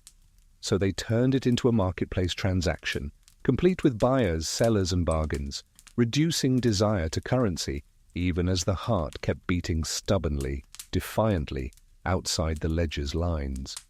You leave that chamber of ledgers and coins and step into one where the air is heavier, almost incense-like. The walls are lined with sermons bound in leather, their pages worn thin from anxious hands. Here, etiquette books borrow the voice of the pulpit, threading religious piety into every rule about love and desire. Courtship wasn't merely a social act, it was a spiritual one, and manuals reminded readers that passion must bow to higher laws. You sit on a wooden pew with the faint echo of hymns still humming in the rafters and feel the weight of morality pressing down. Here's the mainstream fact. Etiquette manuals of the 18th and 19th centuries often blended religious instruction with advice on courtship. They warned readers that love, if unregulated, could lead to sin, disgrace, and eternal consequences. Marriage, they said, was sacred, and any desire outside its bounds was a trespass not only against propriety but against God. And here's the quirky tidbit. Some guides explicitly quoted scripture about modesty and obedience, placing them side by side with instructions on how to pour tea or accept to dance. Imagine flipping from Corinthians to a diagram of proper bowing posture. You probably wouldn't survive this if you've ever mixed up your hymn book with your dinner menu. You picture a young woman in her Sunday dress, seated stiffly while her minister-preacher father leafs through a manual that reinforces his sermons. Guard your heart, the text insists, for the devil enters through idle affections. Love, in this framing, isn't just risky, it's a potential battlefield for the soul. A young man, meanwhile, is told to temper his desires, to court only with the serious intention of marriage, and never to inflame passions he cannot honourably fulfill. Historians still argue whether these pious insertions were genuinely believed or whether they functioned more as social policing disguised as faith. Some evidence suggests families leaned heavily on scripture-laced etiquette to justify strict surveillance. Others hint that young people quietly rolled their eyes, finding loopholes in verses just as they did in parlour rules. The comedy appears when you imagine the absurd juxtapositions. A manual solemnly intones, "Thou shalt not covet," and then on the next page reminds you never to drop crumbs on the carpet.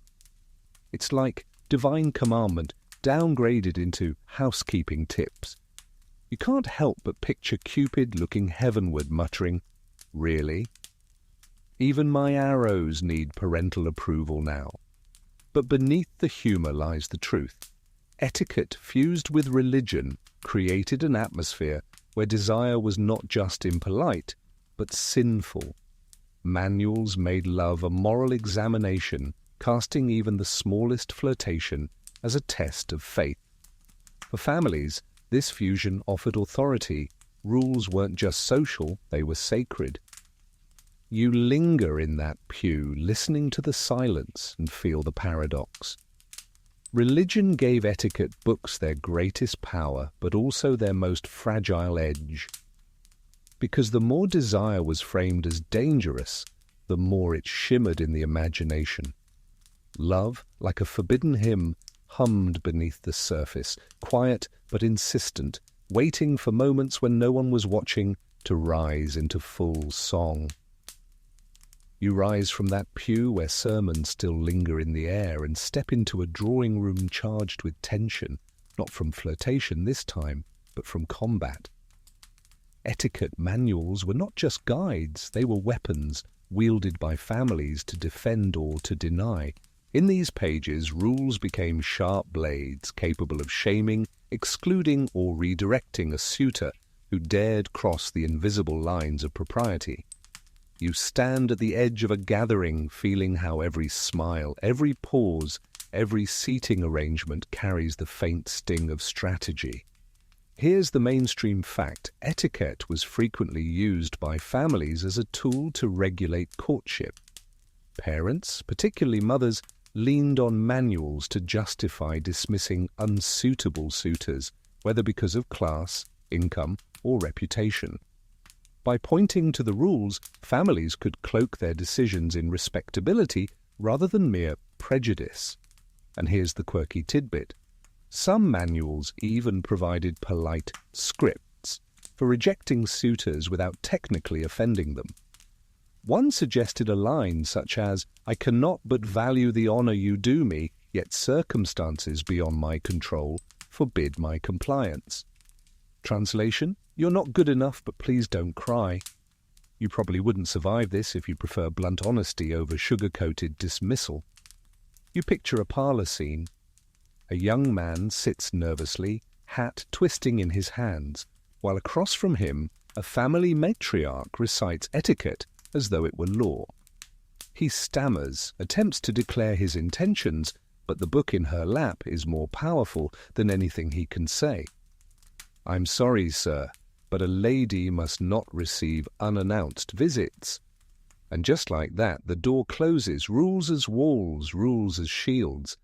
Historians still argue whether this was truly about virtue or whether it was about maintaining class boundaries. After all, a wealthy suitor might be forgiven a breach of etiquette, while a poor one would be dismissed for the same slip.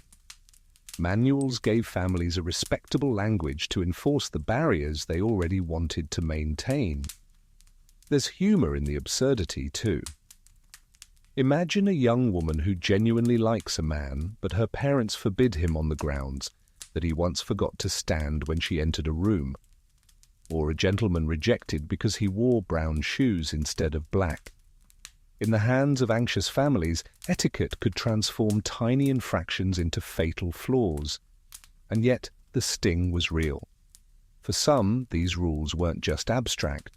They cut off paths to love, silenced choices, and redirected hearts into appropriate unions.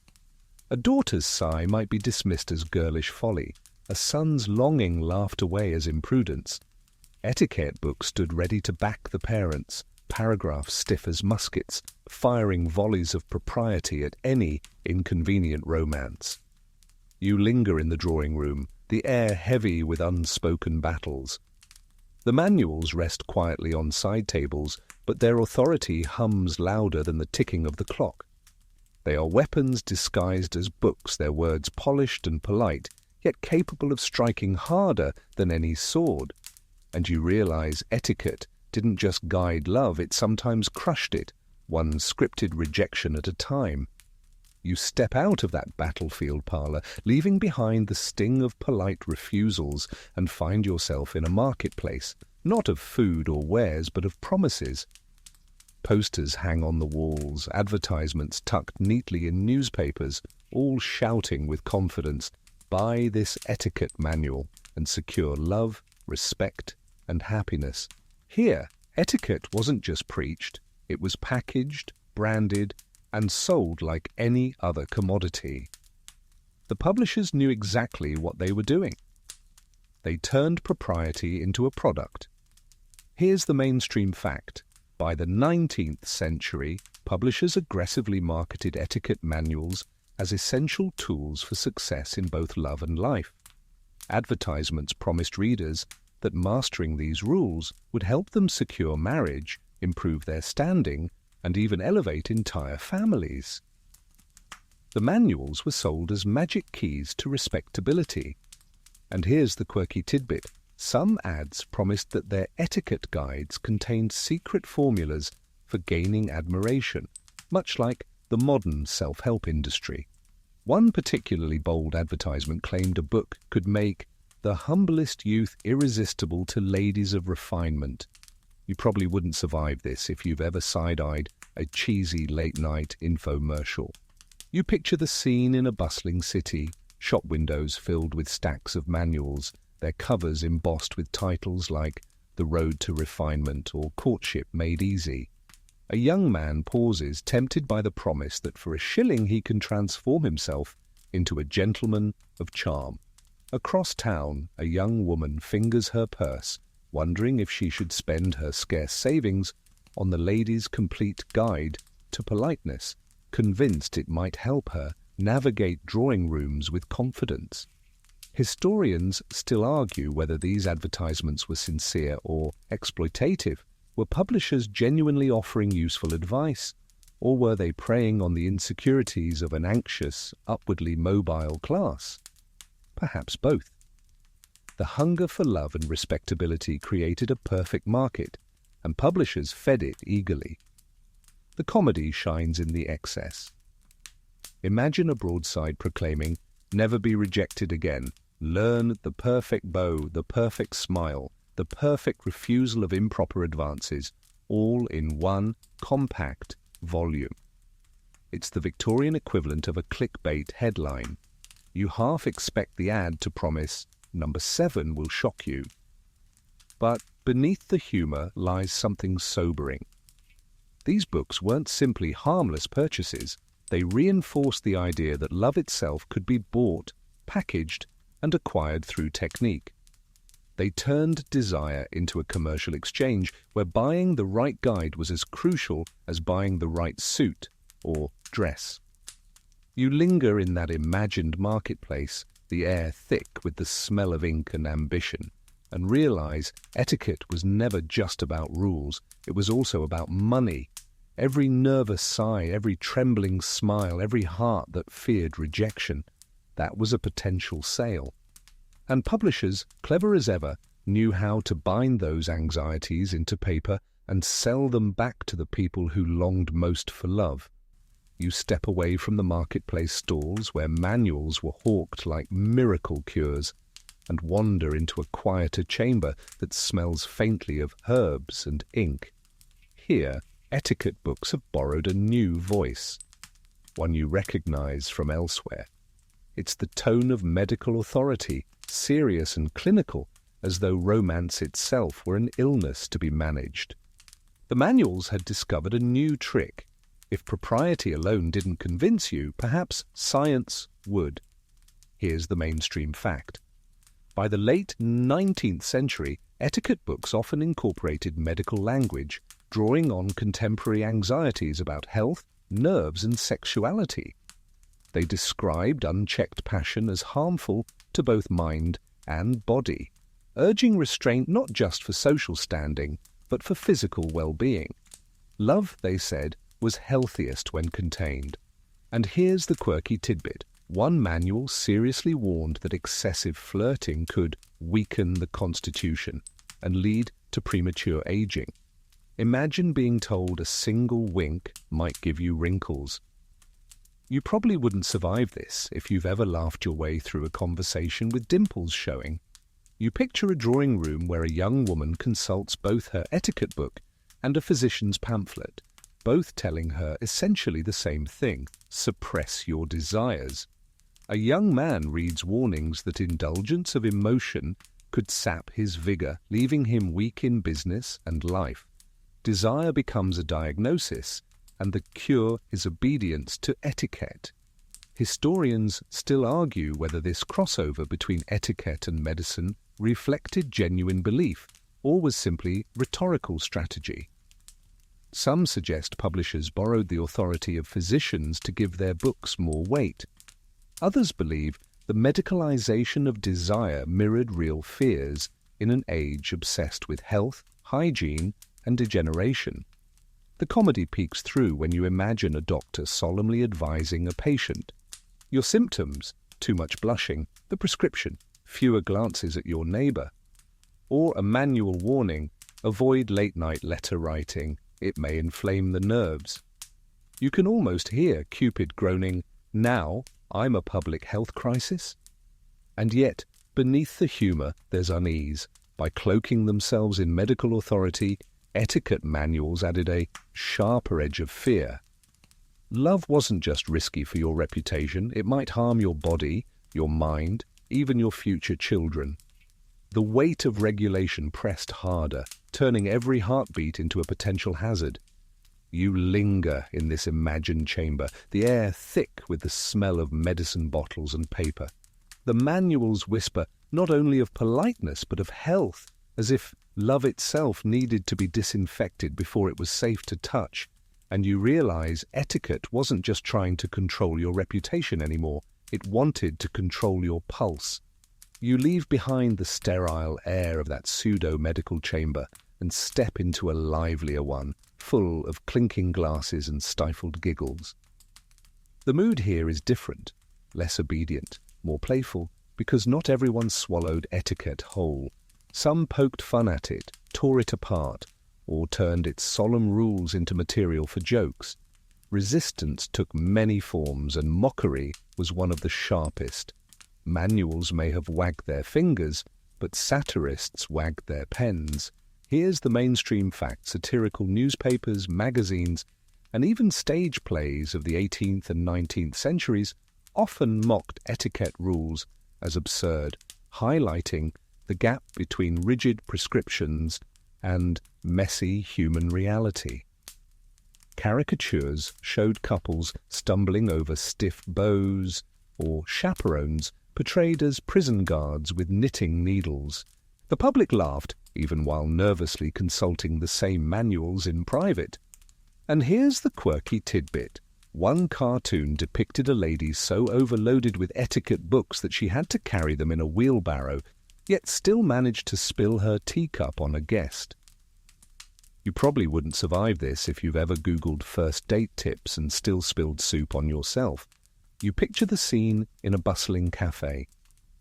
A group of students reads an etiquette passage aloud, then deliberately exaggerates it until it becomes farce, bowing so deeply they nearly topple, whispering polite refusals with exaggerated flourishes, or pretending to faint at the horror of a handshake lasting 3 seconds. Too long. The manuals tried to discipline, but humor allowed people to reclaim some freedom. Historians still argue whether this resistance weakened etiquette's grip or whether it merely proved its power. After all, you only parody what everyone knows. The jokes made the rules visible, but they also reinforced how pervasive they were. If you needed a punchline about propriety, you could be sure the audience would understand. The comedy of it practically writes itself. Imagine a farcical stage play where a suitor tries to propose while obeying every single rule. He bows, sits, rises, bows again, spills his tea because he's too careful not to touch, then finally blurts out a love declaration in perfect script form.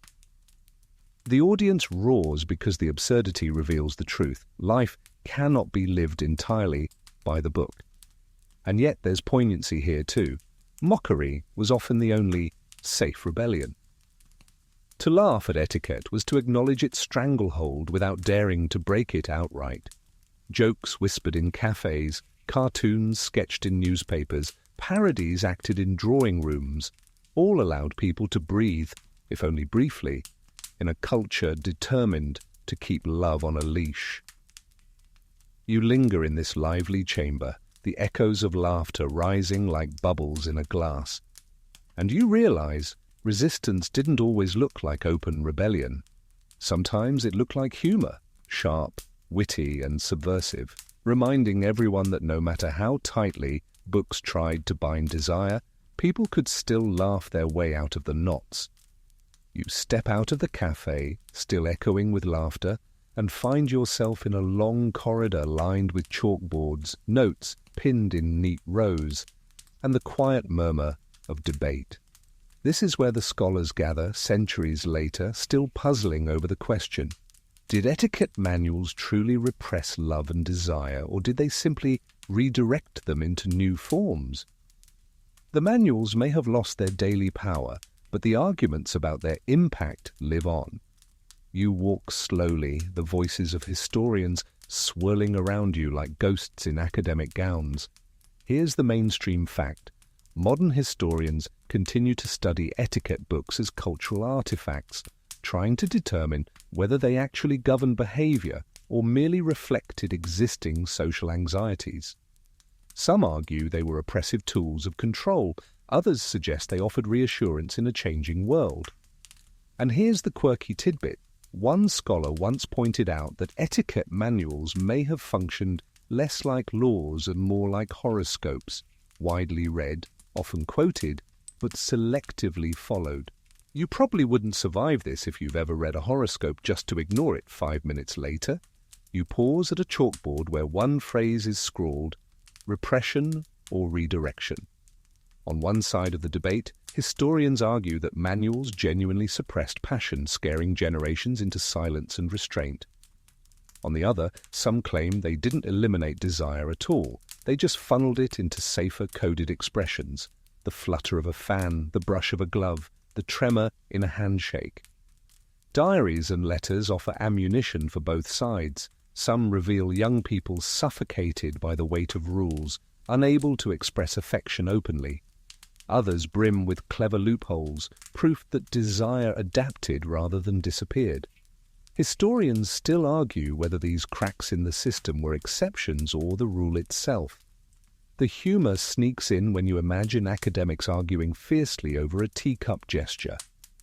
Clearly, this tilt of the saucer shows resistance. Nonsense! It's compliance. Somewhere, a student in the back scribbles, maybe she just didn't like tea. Manuals may be dusty, but they still inspire heated debates, and the occasional chuckle. And yet the poignancy remains. The question isn't just academic. It's about how societies shape intimacy, how rules both cage and guide, how love survives under constraint. Perhaps etiquette didn't kill desire. It made it more creative, forcing lovers to invent new languages of glances, pauses, and silences. Or perhaps the manuals really did stifle countless romances, silencing hearts before they could ever speak. You linger in this hallway of scholarly whispers, the chalk dust floating in the lamplight, and realize, even now, love and etiquette remain entangled mysteries. The books may have faded into archives, but the debates keep them alive, reminding us that history's quietest rules often echo the loudest. You leave behind that corridor of chalk dust and debate, and step into a hushed library where the light is softer, filtered through tall windows. The shelves here are lined with books that no one has touched in decades, their spines faded, their edges curled. These are the final chapters of etiquette's reign, the twilight years when the manuals began to lose their grip. You run your fingers along the brittle covers and feel the sense of decline, as though the rules themselves have grown tired. Here's the mainstream fact: by the early 20th century, etiquette manuals began to wane in influence. Urban life, changing gender roles and shifting cultural norms loosened the hold of strict Victorian propriety. Dating as we recognize it today, casual outings, unsupervised meetings, started to replace the heavily monitored rituals of courtship. And here's the quirky tidbit. One etiquette writer of the 1920s actually complained that young people were courting in automobiles, where supervision was impossible. Imagine the horror. Love set free on 4 wheels with no Aunt Margaret in the back seat. You probably wouldn't survive this if your first kiss happened in a parked car. You picture the contrast: a dusty etiquette manual sitting forgotten on a parlour shelf, while outside, jazz music spills from a gramophone and couples dance without chaperones. The stiff engravings of perfect bows look laughable beside the flapper's bold laugh, the young man's easy grin. The manuals hadn't disappeared, but their authority had melted like wax under a summer sun. Historians still argue whether etiquette truly died in this era, or whether it simply shifted form. Emily Post's famous 1922 Etiquette became a bestseller, proving there was still hunger for guidance, but her tone was gentler, more flexible, more about adapting than punishing. Rules survived, but their iron edge dulled into something closer to advice columns. The humour of decline is irresistible. Imagine an old manual insisting a lady must never accept a ride alone with a gentleman, while outside half the town is piling into Model T Fords with dates and picnics. The gap between the rule book and reality widened so much it became a joke in itself. And yet, you sense the poignancy. These manuals, once powerful arbiters of behaviour, now gathered dust, their once feared rules turning quaint. They had shaped lives, silenced desires, sparked rebellions, and sold millions of copies. Now they lingered in libraries, more historical curiosities than active authorities. You linger in that quiet library, the smell of dust and fading ink all around you, and realize etiquette's grip loosened not with a dramatic revolution, but with a slow fading as society outgrew the corset of rules. Love, once bent into careful shapes, began to stretch and breathe again. And in that breathing, something freer, if messier, was born. You leave that quiet library, dust motes swirling behind you, and find yourself in a brighter, noisier space. Newspapers lie scattered across tables, glossy magazines spill from racks, and the hum of typewriters fills the air. It is the 20th century now, and the ghost of etiquette books hasn't entirely died. It has simply reincarnated in a new form. Instead of thick manuals with gilt spines, you see advice columns, self-help guides, and dating handbooks. The rules didn't vanish, they just put on modern clothes. Here's the mainstream fact: etiquette's influence carried forward into 20th century advice culture. Writers like Emily Post and, later, Anne Landers and Dear Abby became household names, offering guidance on relationships, love, and marriage. Though the language softened, the core idea remained. People still wanted rules for how to love properly. And here's the quirky tidbit. Some 1950s advice columns warned women not to eat too much on a date, lest they appear unfeminine. Imagine trying to keep romance alive while pretending you don't enjoy French fries. You probably wouldn't survive this if you've ever ordered dessert first. You picture a kitchen in mid-century America. A young woman flipping through Ladies' Home Journal, pausing at a column promising to explain how to keep your man interested. Across town, a young man reads Esquire for tips on being suave without appearing desperate. The books may have faded, but the hunger for instruction remained. People still feared making the wrong move, still believed that love could be managed with the right combination of charm and restraint.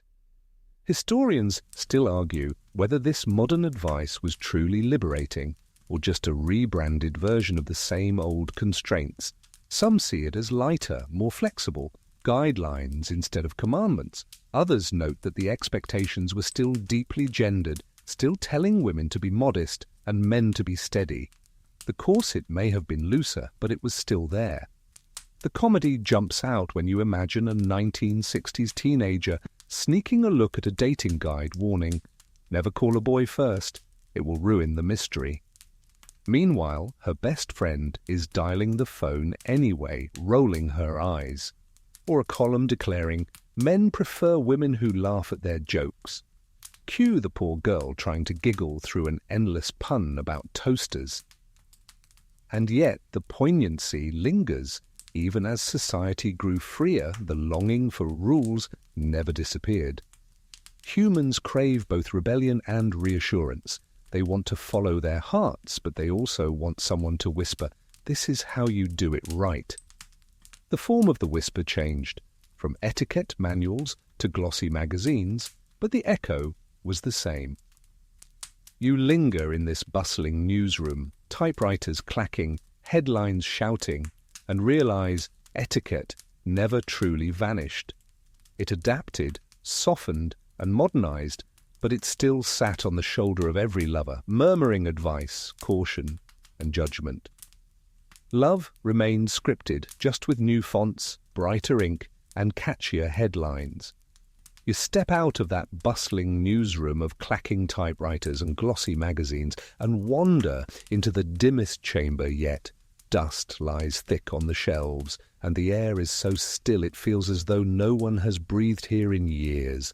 This is the archive, the final resting place of etiquette manuals, once fierce and commanding, now forgotten and fragile.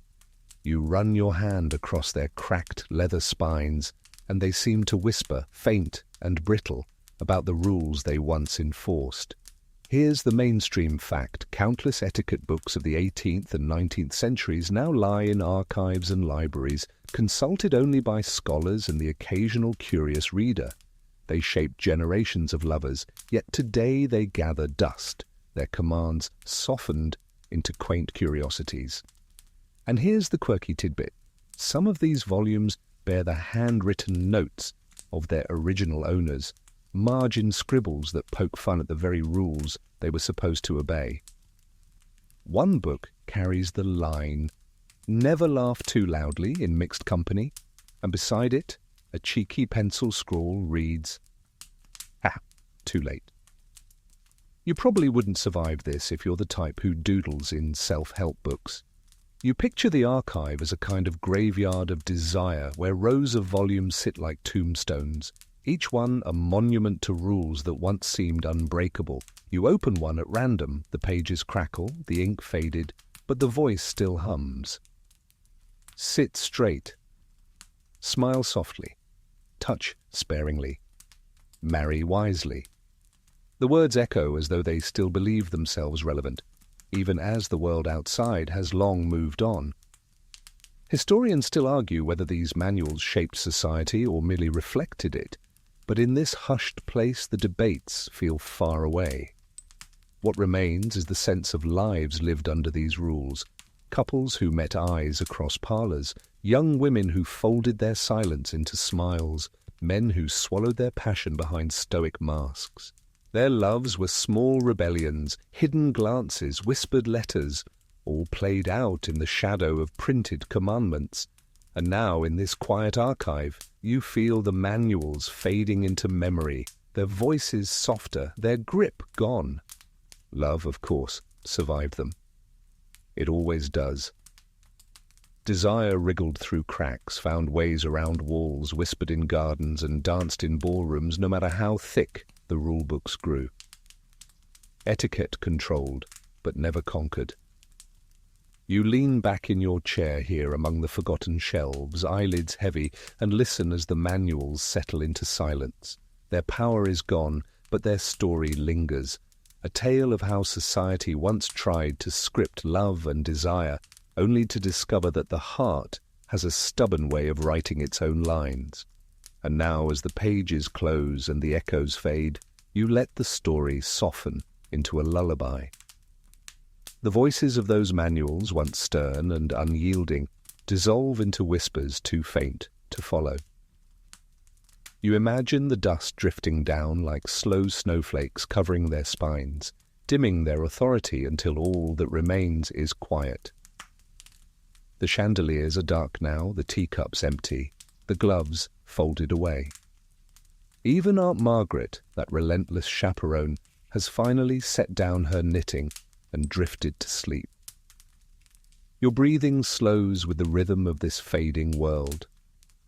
The rules that once felt sharp as blades blur into harmless lines of ink, their power broken, their urgency gone. You picture the fan closing, the letter folded, the handshake released. What once carried such heavy meaning now lies still, as gentle as the hush that fills your own room. And in that hush you find comfort, because love, always stubborn, always human, outlasts the rules. It hides in smiles, it lingers in letters, it grows in the very spaces etiquette tried to seal shut. Those stories of silence and restraint remind you not of what was lost, but of how deeply people yearned, and how resiliently they found their way toward one another. So let that resilience steady you now.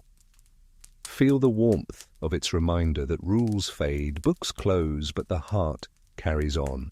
Let the last echoes drift further away until they sound less like commands and more like a lullaby, lulling you into rest. The shelves are dark, the doors are closed, and the night is yours.